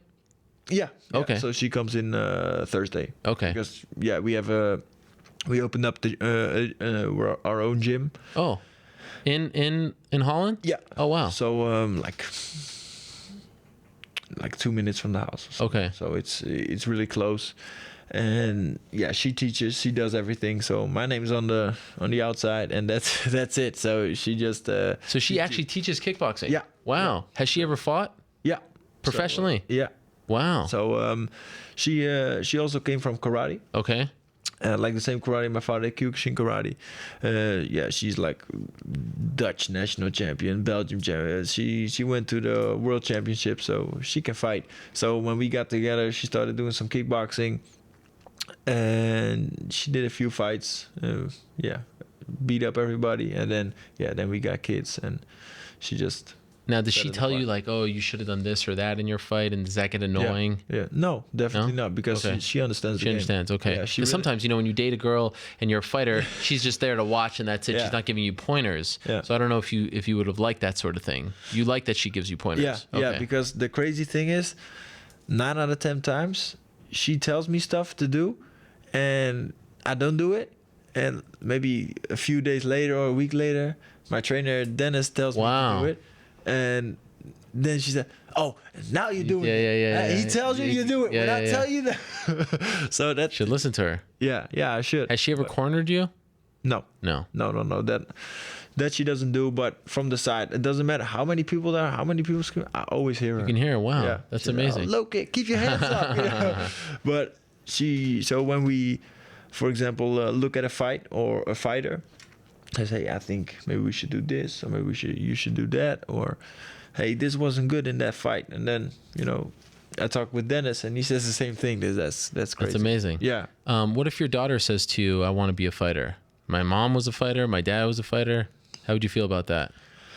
It probably hurts. Yeah. But I would never stop her. She just has to do what she loves to do and have fun. I think that's most important thing. You gotta teach your kids in life. They gotta have fun. Like the first. And like I said, when I was growing up, there was a point I was not having fun doing kickboxing because my dad was pushing me so much. And now I think that push gave me the right mindset for what I'm doing now. So keep working hard, never get comfortable. But it wasn't fun back then. So the thing I'm trying to teach my daughters is, even though they're young, like, do what you love to do, but when you do it 100%. Right. Go all in, and don't do it like 10% this, 20% that. You can't do everything. You can only focus on one thing at a time. Do you kind of wish that that Japanese combat sports was bigger? Like you can have one of those big New Year's shows in the stadiums, 50,000, like it was like 10, 15 years ago. Do you miss? Do you feel like, man, I wish I was fighting in that era? Yeah, definitely. What a bummer. That was crazy. There was everything. They were like small. Yeah. Action figures, everything. It's incredible how big it was. Yeah, it was huge. Do you think it'll ever get back to that? Yeah, I think so, but not in my era. Not in your era. No. Does that bum you out? Does that depress you? No, because I feel like I'm the one bringing that era back. Okay. Interesting. So, yeah, I think I'm gonna bring kickboxing to a whole new level, and maybe it's we're getting even to a bigger level than it has ever been before. It's amazing. What a weekend for Dutch combat sports. By the end of this weekend, you can be the reigning, defending Glory heavyweight champion, and Alistair Overeem, the UFC heavyweight champion. So the two baddest men in the world, both from the same country. Yeah, that's crazy. Yeah, that's crazy. But and then you fight to find out who's the baddest man. Let's do it. But in what? In kickboxing or in MMA or both? Or both. Yeah, that's. You do like a series, one kickboxing, one MMA. Yeah, or maybe we can 1-1. Let's maybe do something special. 1 round kickboxing, 2nd round MMA. Wow.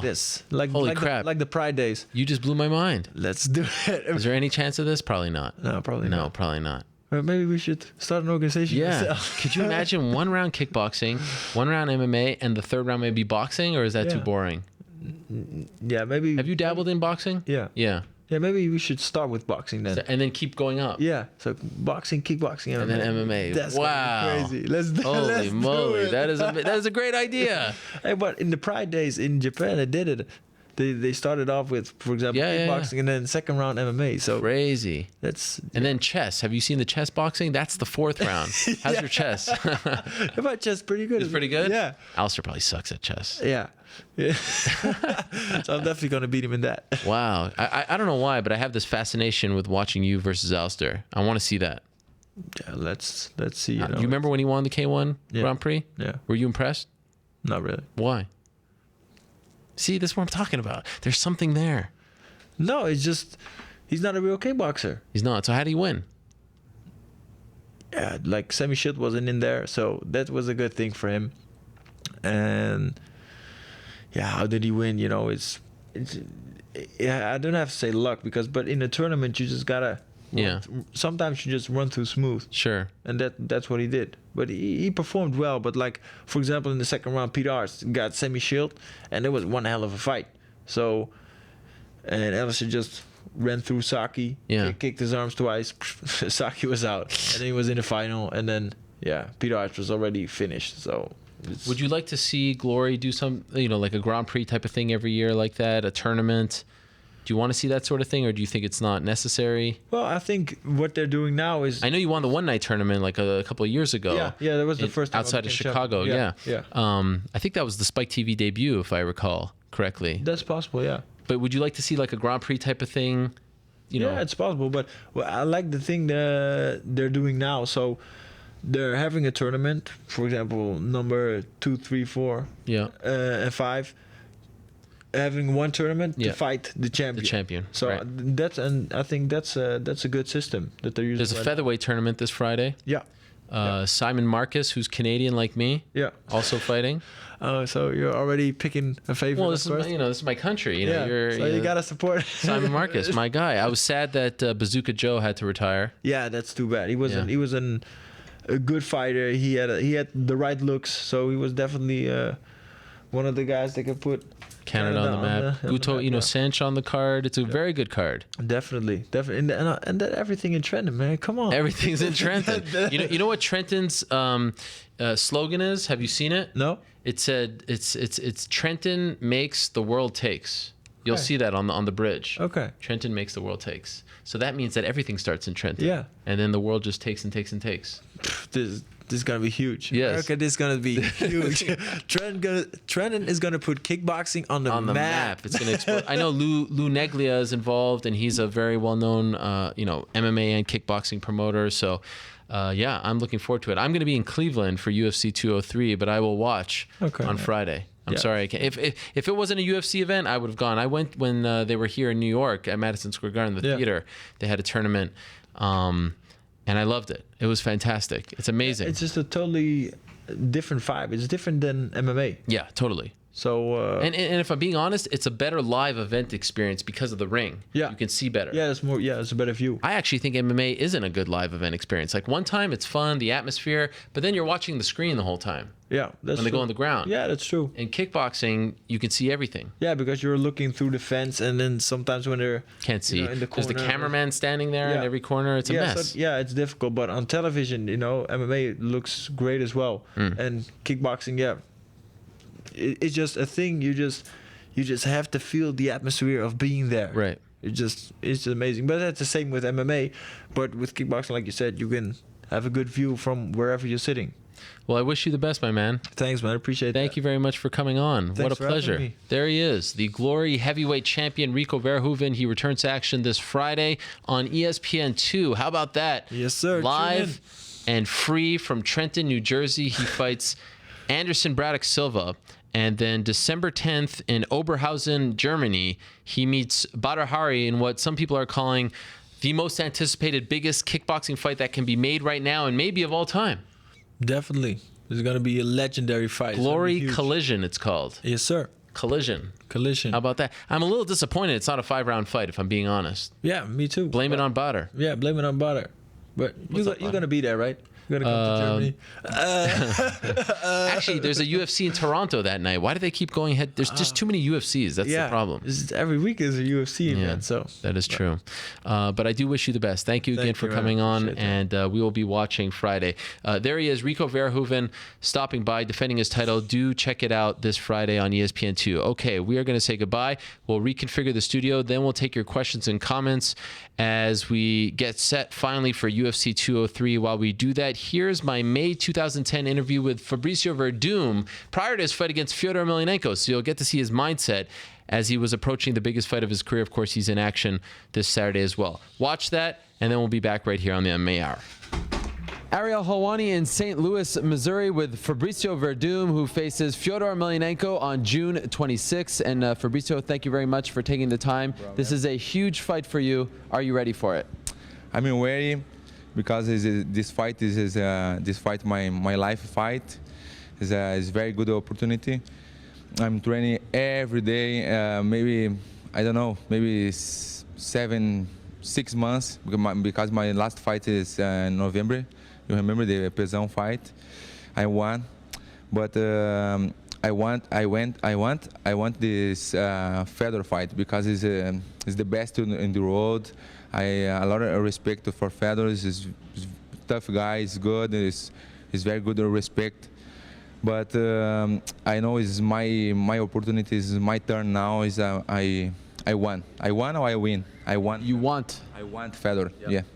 Was there ever a point that you thought the fight wouldn't happen because there were a lot of problems between M1 and Strikeforce, and we were waiting a long time for this fight? Yes, I wait a long time because it's a big problem. I don't know, the Strikeforce, M1. I don't know. This is the problem, but I wait. But I don't stop the training because they changed the date maybe 3 times. The first time in April, after May, the last time is in June 26. I'm happy now because it's confirmation the fight. My red coach is Rafael Cordeiro, talking to me because I train every day in Affliction Gym. Babalu helped me, Vanderlei helped me, Vladimir Matchenko helped me, King Mo, everybody helped me, Marco Munoz. This is Ryan's the red coach, the King Mo Ryan's is helping me so much. The wrestling, I train in the boxing. I train in Muay Thai, Jiu-Jitsu. My coach Otávio de Souza is the nickname Ratinho, so helped me so much. Everybody helped me for this fight. Is very important for you. Yeah. I remember seeing you after King Mo won the title in Nashville, and you said, "I'm next. I'm the one who's going to win next." Why do you think you're going to win?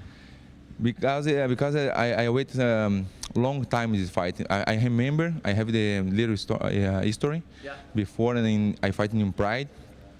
I see my brother Felipe Verdun is my brother. Every time I see the Fedor Minotauro fight in Pride, my brother look the fight. Fabricio, you won a Fedor one day. Yeah, believe me, my brother talk me for me. I don't believe it before because it's not the same time today. I changed my game. Muay Thai is very good Muay Thai, good boxing. But the boxing, the Justin in Hollywood, have the academy, helped me so much. I'm happy. I'm on the weight now. Wait the fight. I'm excited for fights. Every fights, I'm a little nervous. Yeah. I'm a little nervous every time. But this fight, it's very good. No nervous, nothing. It's very good. Because I see the Fedor. I respect the Fedor, a lot of respect the Fedor. But Fedor is very good guy. I see every time is no cocky. This Fedor is very good. Respect for everybody. I like Fedor. He only has one official loss on his record, but that was due to a cut that he suffered many years ago. How do you prepare for someone who has never lost before? Is there something that you see in his game that you're like, okay, this is what I'm going to look at and try to exploit this when you fight him? Because no one has ever beaten him, so it's not like you can watch a tape and be like, okay, this is what I'm going to try to recreate when I fight him. Because the Fedor, everybody try the change the boxing.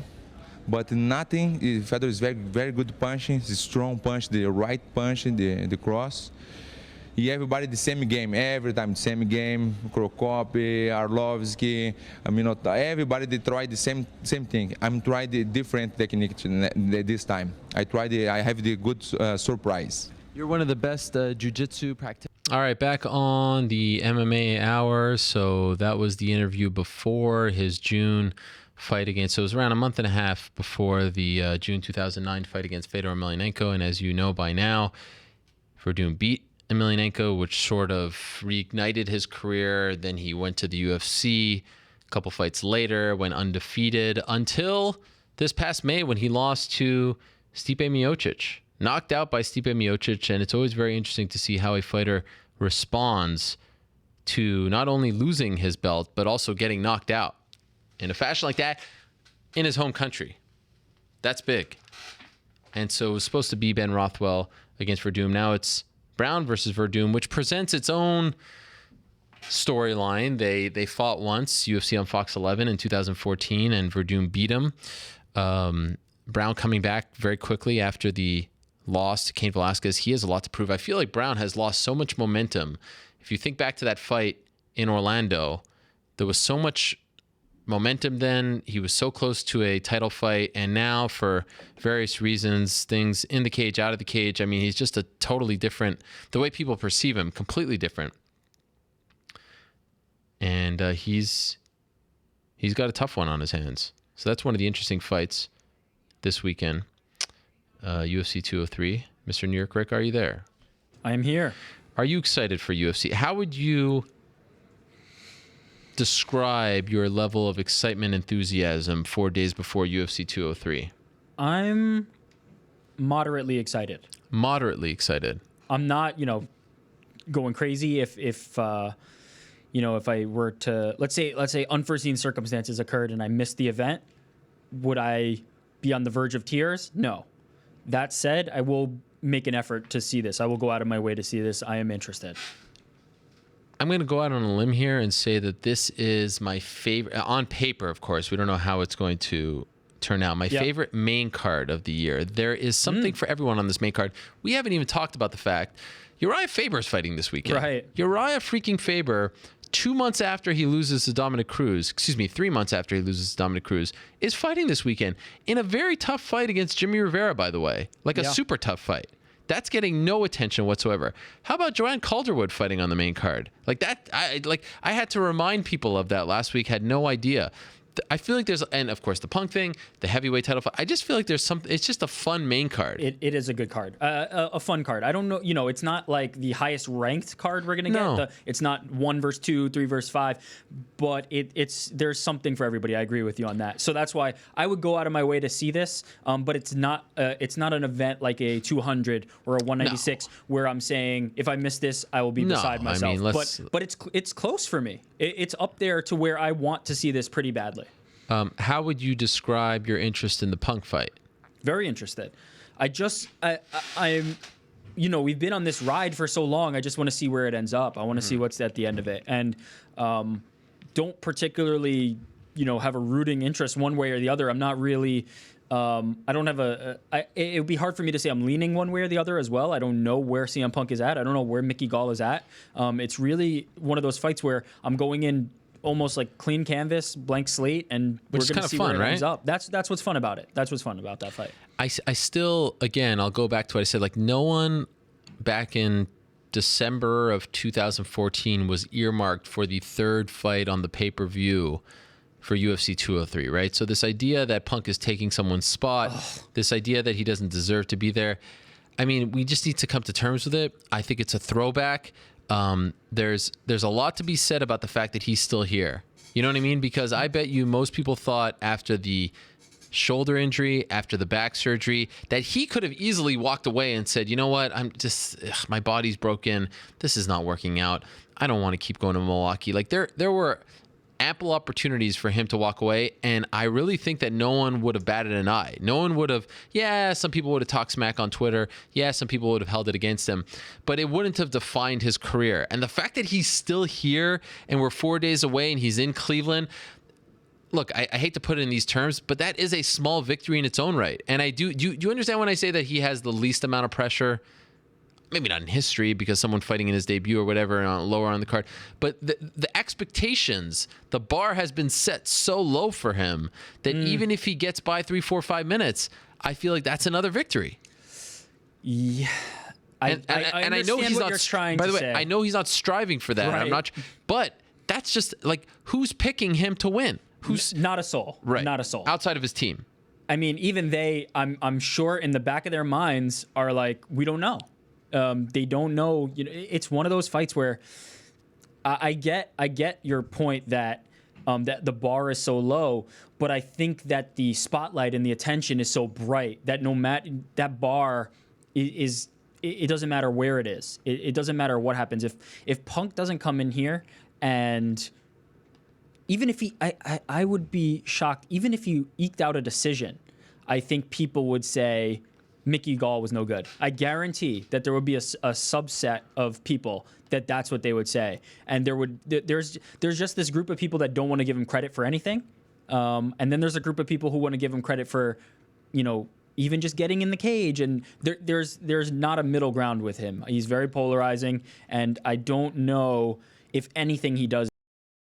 Unless he comes out there and knocks out Mickey Gall in 20 seconds, right. I don't think anything's going to be enough to satisfy the people that already are against him.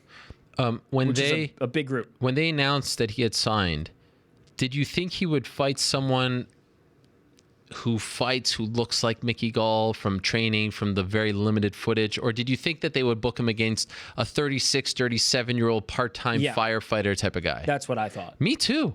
Like, is it fair to say that Mickey Gall is a tougher first opponent than you expected? 100%. I mean, I don't know enough about Mickey Gall. From what I have seen, the fight against Mike Jackson wasn't like indicative of anything. It didn't really tell me much of anything.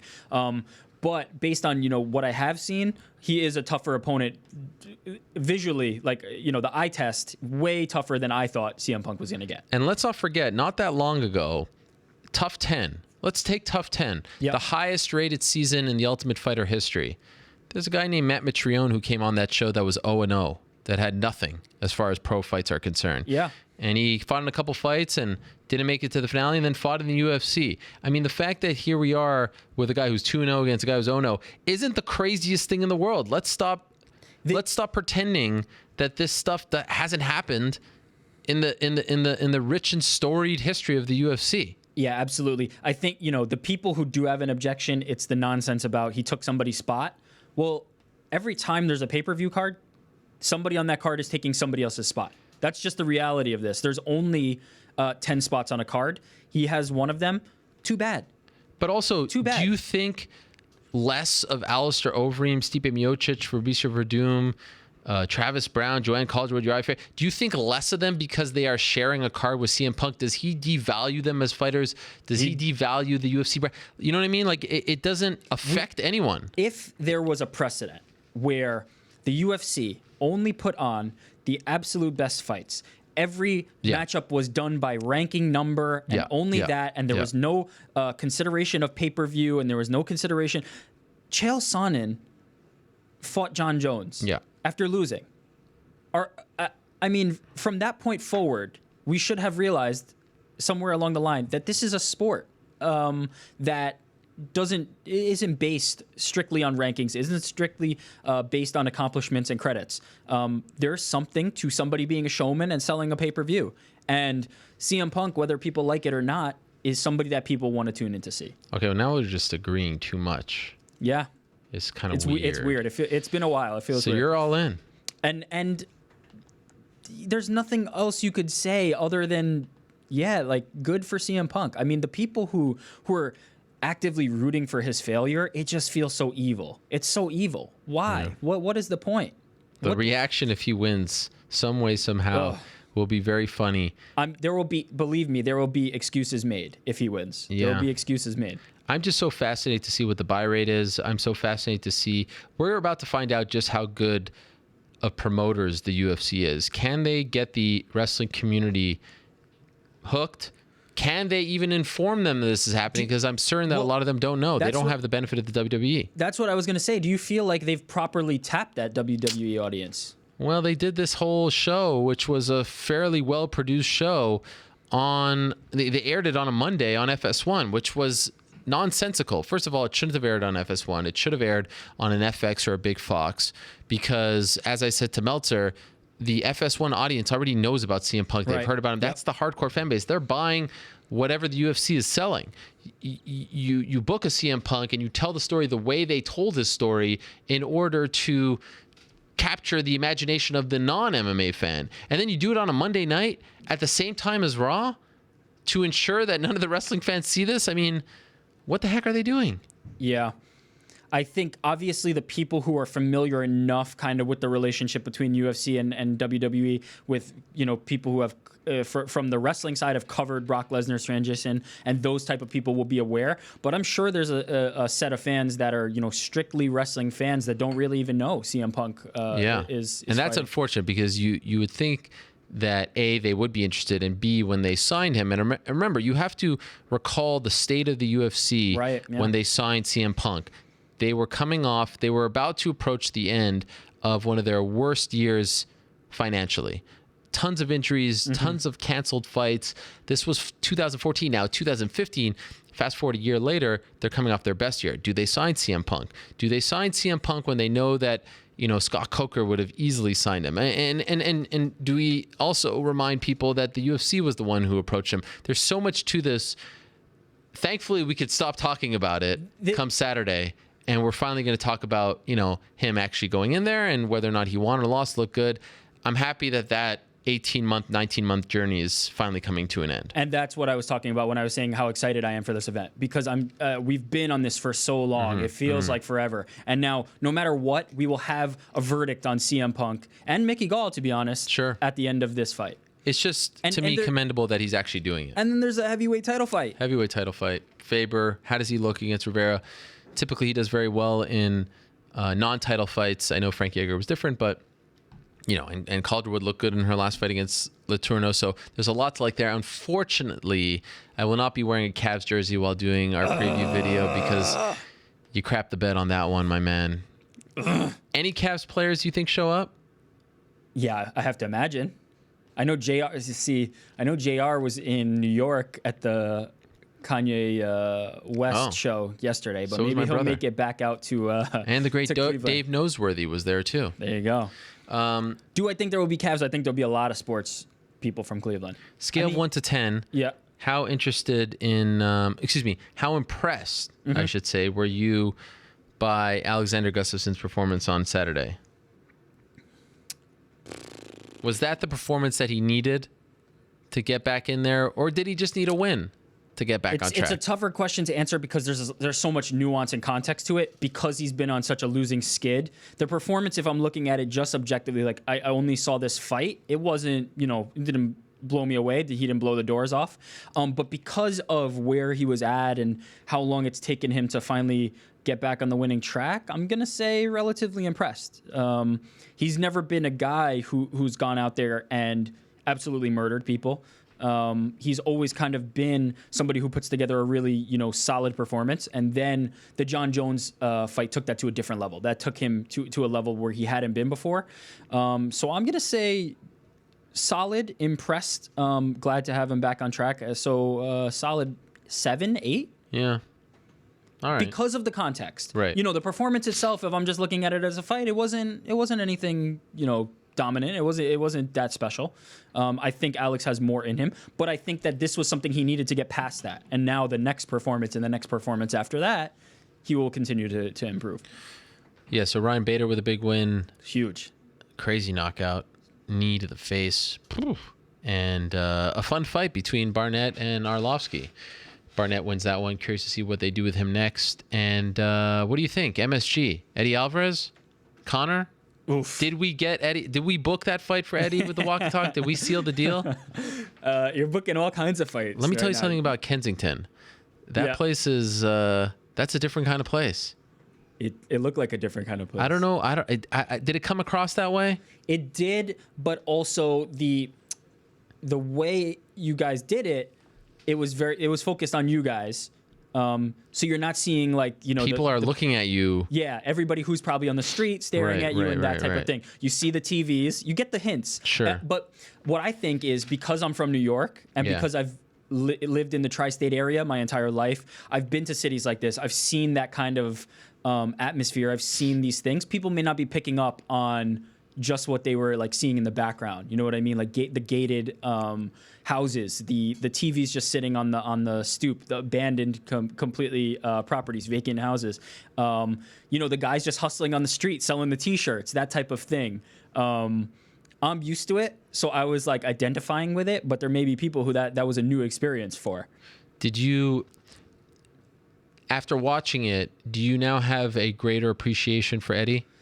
I always knew Eddie was one of those types that was tough as nails fighter from Philly. He has that. He's had that persona, but the things that he talked about, there were certain things that he was mentioning that were super revealing and really interesting about his character, about the things about the letters, about his own self-doubts. And writing these letters to both his then girlfriend, now wife, and himself, all kinds of interesting looks into kind of the mentality of a guy that you might not get. And from the exterior and where he's growing up, you wouldn't think that Eddie Alvarez is going to sit down and write a letter to himself or to his wife about, this is where I'm at in my career. This is what I'm fearful of. It's a really kind of enlightened thing. And I appreciate him so much more as a overall package, a human outside of just being that kind of tough fighter. Because he's always been a tough fighter, but he's a tough person. He's persevered through so much in his life. It was a really powerful. That's the one word I would use to describe it. It was very powerful. Well, I'm glad we finally got it done, proving once again that I am a man of my word. That is for Alistair Overeem, who continues to spew this propaganda that I've promised him an iPad. Although I did say that we'll discuss if and when he becomes heavyweight champion. So it is the day of reckoning on Saturday. Coming. It is coming, but maybe we'll go back into the archives and prove once and for all that we never actually promised him this. But anyway, I do appreciate everyone watching. So do we have... let's run through a couple quick ones here. Let's do them generally. So we touched on Gustafsson. Barnett, where does he go now? I mean, he's got to be back in the upper echelons of the heavyweight division. Where does this place him? A lot of people misunderstood when I said on Saturday it's a shame Brock Lesnar isn't available because I would love to see Brock Lesnar versus Barnett next. I'm not saying it's a shame I'm just, sweeping his alleged PED use under the rug. I'm just saying, look, it's a shame he's not available. I mean, I'm not condoning it at all. I didn't understand how people didn't understand that tweet. But anyway, that would have been a very fun fight. Just looking at who's out there in the rankings, JDS versus Barnett would make a lot of sense. Who's calling us now? Should we take a phone call? Let's listen in. Hold on. All right. JDS versus Barnett, I think, is a lot of fun. There's not a ton of options. I mean, we'll see what happens here. Maybe it's Verdum against Barnett. How much fun would that be? Wouldn't that be great? Verdum versus Barnett, given their background.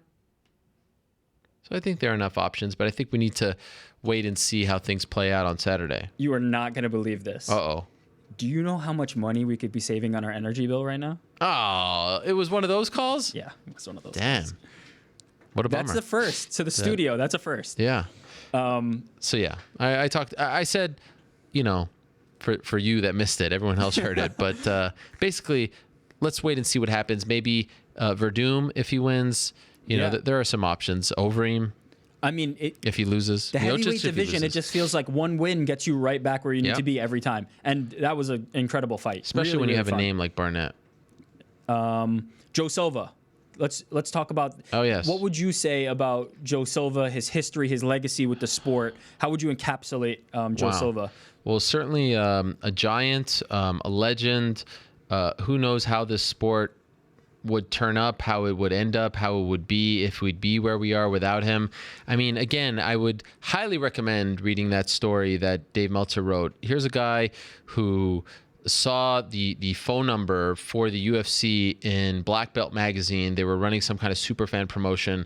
He calls the number. Campbell McLaren, who's running the show back then, who's been on this show, picks up the phone and he just starts spewing off some ideas about the UFC. And if you know Joe Silva at all, fortunately he doesn't do interviews. Maybe that will change once he retires.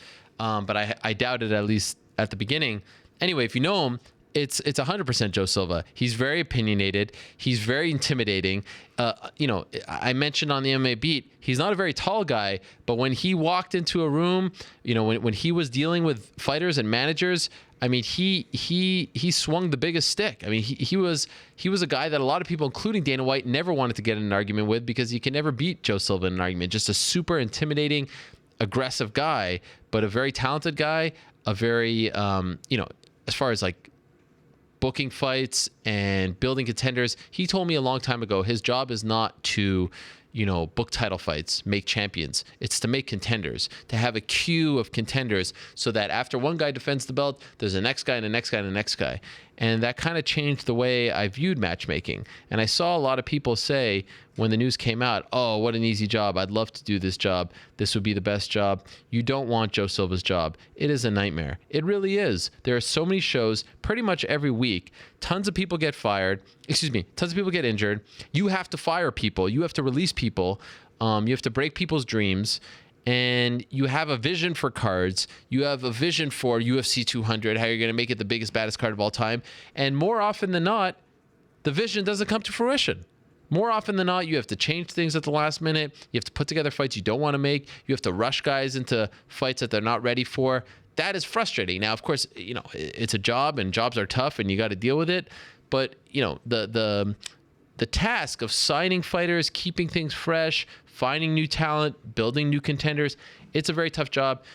Both he and Sean Shelby are the greatest to ever do it. Obviously, they've been doing it for so long, and the UFC will miss him. If I'm WME, I'm kicking myself that I didn't try to keep him around earlier before this, you know, all came to fruition. And B, I'm sort of dreading the day that he walks away because Sean Shelby is very, very talented. You can make the case that Sean Shelby is even better at his job, in my opinion, than Joe Silva, but he's just one man. And you can also make the case that those two guys are doing the job of 5 or 6, if not more. And I think they're going to miss his presence greatly. I mean, they really, really respected Joe Silva. Joe Silva was so respected that he was the only full-time Zuffa employee to not live in Las Vegas. He lives in Virginia, but he's just so damn good at his job that they let him live where he wants to live, which is with his family back in Virginia. He is just a huge part. He precedes Dana, Lorenzo, Frank. He's like 94, 95 Zuffa. It's not even called Zuffa back then. It was called SEG. So yeah, this is the dawn of a new era, and in my opinion, one of many changes to come to the UFC. GSP, he mentioned oh God, a potential trilogy fight with BJ Penn, dismissing it, nothing to gain. Any thoughts on that? No, that's not happening. Silliness. We don't like the Ricardo Lamas fight. We certainly don't like this fight. I mean, he's fighting at 145 now, right? George said he could, get down to lightweight. No. Okay. Just please don't get me started on the whole Dana White GSP thing. I mean, this to me is it's like someone taking a sledgehammer to my skull. Arguably the greatest fighter of all time. Arguably. Number 2, if you disagree. Number 3 at the most or at the least is telling you, I want to come back. Let's figure it out. Is saying I'm going to get drug tested. Is saying I did a training camp. I am ready to come back. And it would be great to fight in Toronto on December 10th. And the president of the company keeps telling people, no, he doesn't want to come back. No. He doesn't want to come back. He's not really serious. He just wants to do it for sponsors. He wants to do it. I don't understand where things went wrong between these two, but the back and forth, like the GSP almost trying to convince us in public that he is actually serious about coming back. And then Dana trying to refute this is the most frustrating storyline in MMA right now. Yes, they're apart. Yes, this is a negotiation. But why can't we just say, look, we're going to figure it out. We're going to sit down. If the dollars make sense, we're going to make it happen. But why are you continuing to tell people that he is not serious about coming back when he is clearly serious about coming back? It makes no sense. And he deserves more respect than that, in my opinion. It's an arms race, though.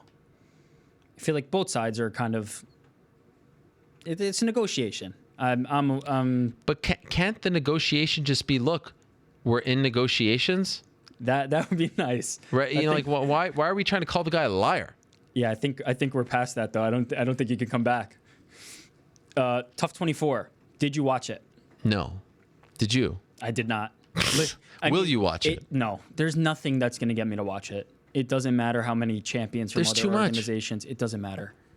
I like how we're calling them world champions from other organizations. World champions from other organizations. There's 16 world champions. Now, do you think this, though? Will it have an impact on the flyweight division? Regional do you think that'll give a little more? No. Nothing. I want to see Demetrius Johnson versus Luis Smolka next. I want to see Demetrius Johnson versus Wilson Hayes. Not just the... No. Okay. I mean, look at the ratings for the first episode, and typically that one does the best. The show has run its course.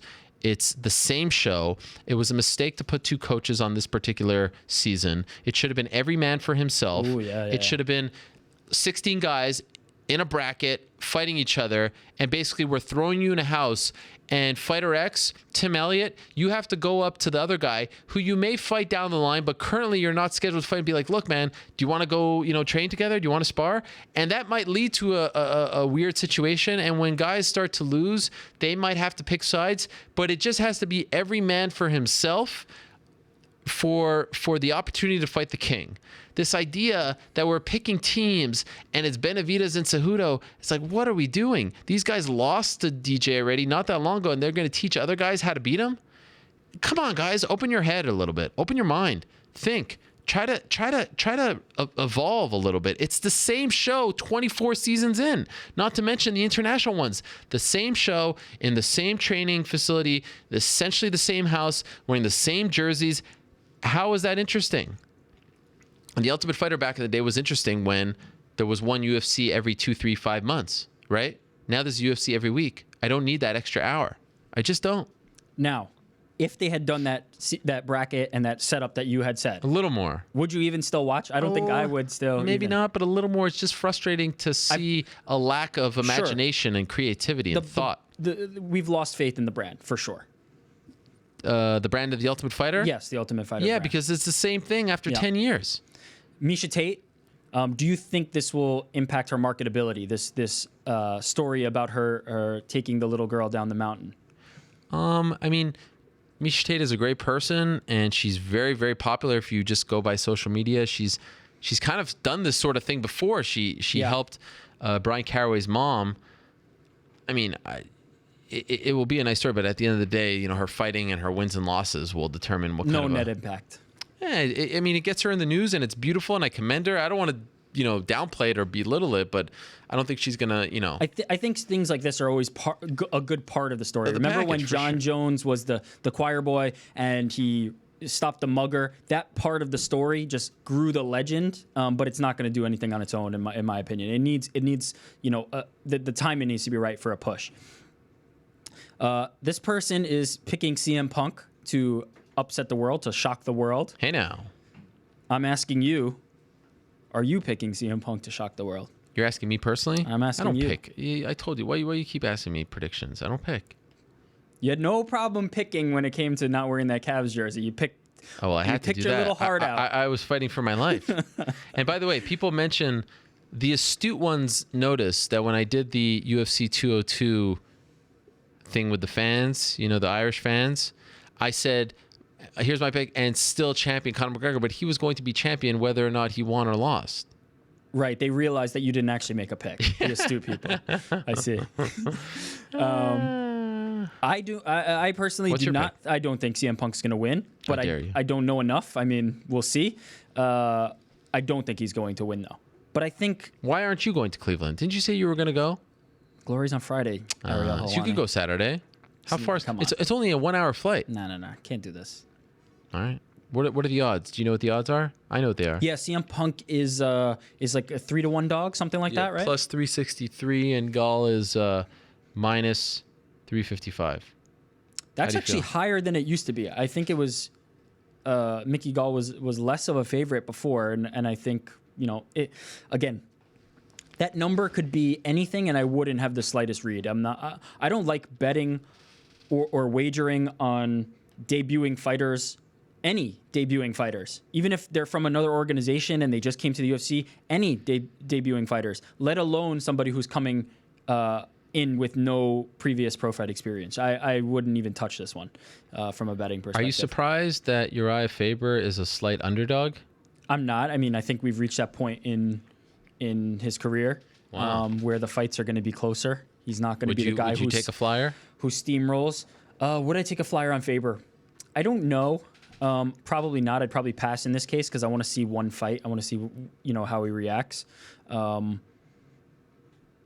probably wouldn't touch it. But I think I don't think he's by any means not in this fight. I think he's clearly in this fight. Are you surprised that Calderwood is a slight underdog? That may be more, but still not. No. All right. Does Punk here? You can answer this now. Are you surprised? No. Oh, go ahead. Forget Hit me. Overeem, slight underdog. No. Very close. Plus 124, minus 120. That's about where I would think it would be, just because, clearly Overeem is dangerous, but clearly Overeem has the flaws that he's always like. Overeem, you know what you're getting with Alistair Overeem. Sure. He is going to be a very dynamic striker. He's going to probably hurt Stipe at some point in this fight, but at the same time, he has a deficiency in taking punishment. If Stipe can catch him a few clean times, he has a very good path to victory. I don't know which way I would lean. I'm probably, I think I probably lean Overeem in this fight. But I could see Stipe earning a really workman-like decision as well. I could see him just, racking up the strike count and putting it on him. I'm surprised that Verdum isn't a bigger favorite. He's minus 200, Brown's plus 191.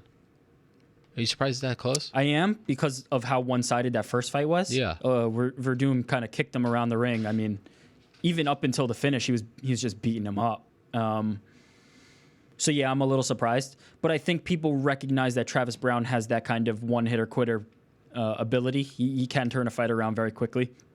He's very dynamic, very powerful. But yeah, I would think Verdum would be a bigger favorite there. All right.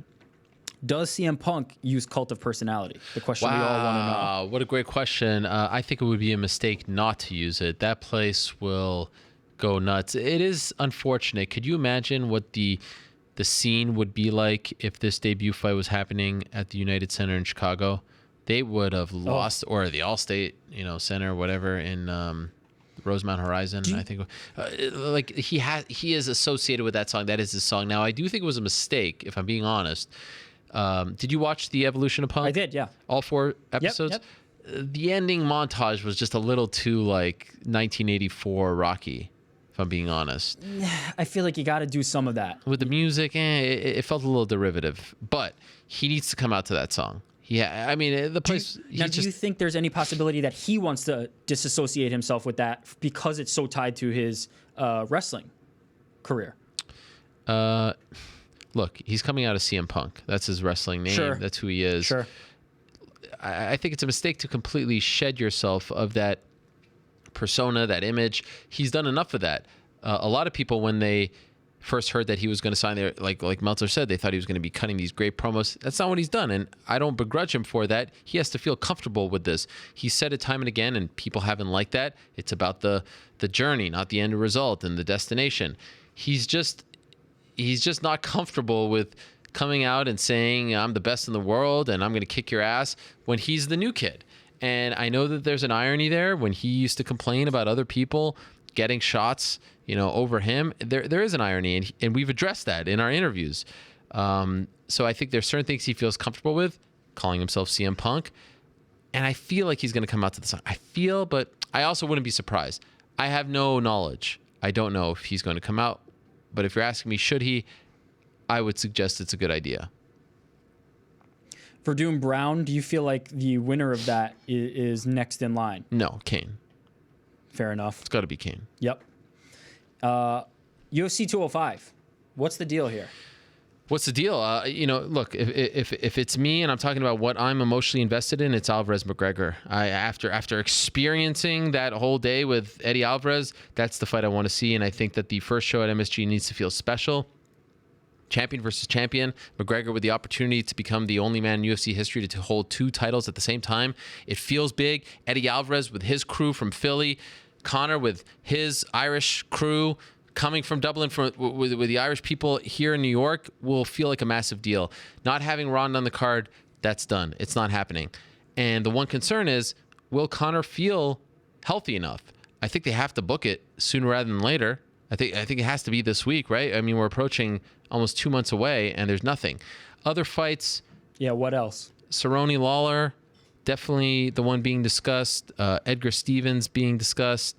These aren't done, so don't go writing articles and saying that I'm saying it's done, but these are the ones being discussed.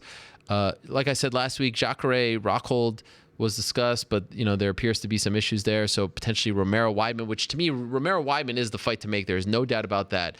That is like the second coming of Hulk Hogan versus the Iron Sheik circa 1984. Mr. All-American Chris Weidman going in there against the heel Yoel Romero, who doesn't really quite understand why he's the heel, who's sort of oblivious to it as he's talking about religion and all this stuff, with his accent and his promos. Cuban defector. I mean, if Weidman wins that fight, he becomes a megastar at MSG, USA. You got to build on that. And then if you can do Jacare Rockhold, that's the fight to make. Wait, did I say Jacare Rockhold? The original plan was Rockhold Romero, and now Romero Weidman. But Jacare Rockhold too is the fight. I understand why they're thinking Romero against Rockhold, because Romero beat Jacare and Rockhold beat Weidman.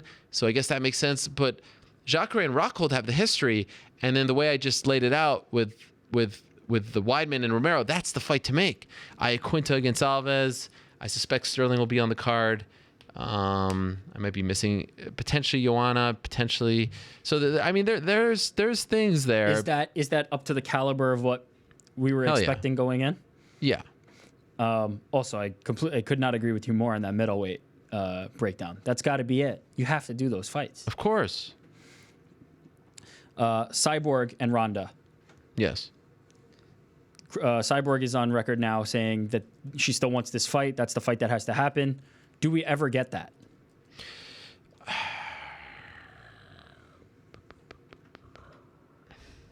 I'm not very confident. Because you think Ronda wouldn't come up to meet Chris? What would stop this from happening? It is clear. Do we agree that this is the biggest female fight that could happen? Absolutely. I mean, nothing's changed even though Ronda has lost. I still maintain that Ronda shouldn't fight for the belt upon returning. I still maintain that they should have her fight Holly Holm. So, do you think it would be that they're looking at December 30th, but that's not. They were hoping for MSG. That's not happening. December 30th would be the next big one in America. December 10th is in Toronto. I don't think there's any history. I mean, Ronda going for the belt is probably what's going to happen, and I get it. She deserves it. It makes sense. She made that division. She's the queen. I totally get it, but I still think you can get away with like Amanda Nunes versus Juliana Pena and Ronda versus Holly Holm. Now, Holly Holm has an injured thumb, so maybe she's not ready. But you know what I mean? Like, I don't think Ronda necessarily has to fight for the belt, and I think you can get 2 for the price of 1. But what about Cyborg? I mean, Cyborg's fighting into September, so we'll see what happens there. I think they need to get. I mean, I would prefer if they stop booking Cyborg at 140. Just make her the 145-pound champion and build the division around her. She's a big enough star. She deserves it. You can find enough people to fight her twice, 3 times a year. In the same way, there wasn't that many options at 135 not that long ago, and now look at the options. We can get there. But after seeing what we've seen out of Cyborg, I don't like the idea of her fighting at 140. I think it makes no sense. I've said this. She has, she is the queen of 145. She's the very best at 145, and she's killing herself to get to 140. And that division doesn't exist. Like, what are we trying to prove? She can't make 135. So what are we trying to prove by having her come in the middle and only hurting herself in the process? Like, what's the end goal here? What are we trying to say? I don't get it. What's the message? Because we can? It doesn't make sense. Sure. Cormier versus Jones too. Is that the matchup to make? No. You want Jones and Rumble? I want Jones. No, that's the worst. Jones and Gustafsson. Jones and Gustafsson. But Cormier of course, and Rumble. It feels weird to talk about Jones because he still has to face the Nevada Athletic Commission. Like to talk about him even being back is silly. It's putting the cart before the horse. But let's just say he's back next week. Jones, Gustafsson, Rumble, DC. It has to be Rumble, DC next. There has to be repercussions. And I think that booking Gustafsson versus Jones next, if you can, will elicit memories of that great fight at 165. Will allow, if you book Jones versus Rumble, it elicits memories of the hit and run, because that's when they were supposed to fight. So that's like the bad John Jones era. Cormier, you can't go back to that well because we've been burned too many times. People are exhausted. That fight will bomb on pay-per-view. Take my word for it. Really? But if you go back to the Gustafsson fight, that elicits memories of arguably the greatest fight in UFC history. That elicits memories of Jones fighting above himself, digging down deep, heart of a champion. That's what you need to remind people of. That John Jones. The lead-up was horrendous. He didn't take him seriously. But in that fight, he showed who he truly is. That's what you need to try to reignite. Now, I like the idea of Gustafsson fighting a couple more times as well to rebuild his confidence, because I don't think one decision win over Jan Blachowicz gets you there. But in a perfect world, if his confidence is back and he's ready and all that, I think that's the best fight for John Jones. You don't think that the roller coaster of John Jones versus Cormier would turn into anything? You can't do it. It's been too long. Already it was sort of sputtering getting to 200. It was pulled. The rug was pulled underneath everyone. It would be a huge mistake, in my opinion, to book that fight right away. Interesting. All right, we got one more, 2 more. What do we got? We got no more. That was the last one. Wow, how about that? So heavyweight champion this time next week is? I'm leaning Alistair Overeem. And Verdum you're picking? Verdum I'm picking, yeah. And you're picking Gall? Yes. And you're picking Rivera? That one I'm not as, I wouldn't say I have much of a lean either way. Okay.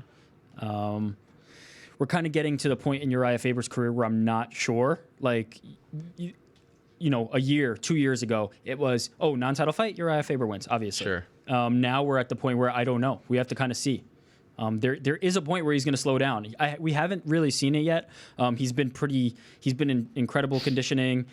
He's always kind of stayed at that level, like a Michael Bisping. Michael Bisping hasn't suffered much of a drop off, but there will come a time where they will, and you never know when that's going to hit. It typically happens one fight, and then after that it continues. Could be any day now for Faber. Could be years down the line, but I'm not sure, and that's why I would stay away. All right. Other fights, by the way, of note on Saturday: Betch Correa against Cleveland's own Jessica Ai. Oh yeah. FS1 prelims. Ian McCall returning. Remember, he was supposed to fight a 2-1 against Ray Borg. CB Dalloway on the card. Yancy Medeiros. Prelims a little thinner than the main card I spoke so highly of, but some names. I'm into it. Some names, yeah. Going to Cleveland, first time. Can't wait. Gonna be great. It's going to be nice to be in a city that wins NBA championships, right? The wine and gold. We're all in. Yeah. City of champions. All right. Well, thank you very much. Glory this weekend as well. So it's a very busy weekend in combat sports. Trenton. Can't Friday, wait. 11 Glory p.m. 33. Well, not really 11 p.m. It's on Fight Pass too. Don't forget about Fight Pass. Yeah, 8:30 Fight Pass. Yeah. Also, Simon Marcus headlining that one. Should be good. Okay. Canada's own. All right. That does it for us. You can hit my music. So here we are, my friends. 4 days away. What a long and winding road it has been for CM Punk, nay, Phil Brooks. But Saturday night, we presume he makes that walk, a walk that a lot of people thought he would not make. A lot of people thought after the shoulder injury, he would bounce. A lot of people thought after the back surgery in February, he would bounce. And I did not cause it, by the way, just for the record. Did a pretty damn good job of blocking out all the critics, all the haters, and now here he is about to make his MMA debut. Does he deserve it? Did the UFC make a mistake? It all doesn't really matter at this point. Barring any unforeseen obstacles, it is going down in the same arena, get this, that he walked out on the WWE, I should say, back in 2014. His last day on the job, he tells Vince McMahon at the Q in Cleveland, peace, I'm out of here. Now here he is in that same arena about to make his MMA debut. Crazy. You couldn't script it any better. Amazing. Oh yeah, the heavyweight title also on the line Saturday night as well. We shall be there. Stay tuned for our coverage. Again, thank you so much for watching the Edgar Henry video and as well the Eddie Alvarez video. Walk and talks, nothing like them. Love doing them. I want to thank everyone who stopped by. Thank you very much to Dave Meltzer. Thank you very much to Anthony Pettis. Thank you very much to Roufus, Junior Dos Santos, Cain Velasquez, Ben Rothwell, Rico Verhoeven, and you. Back next Monday, same time and place. Don't forget it. Till they say peace. I'm out of here.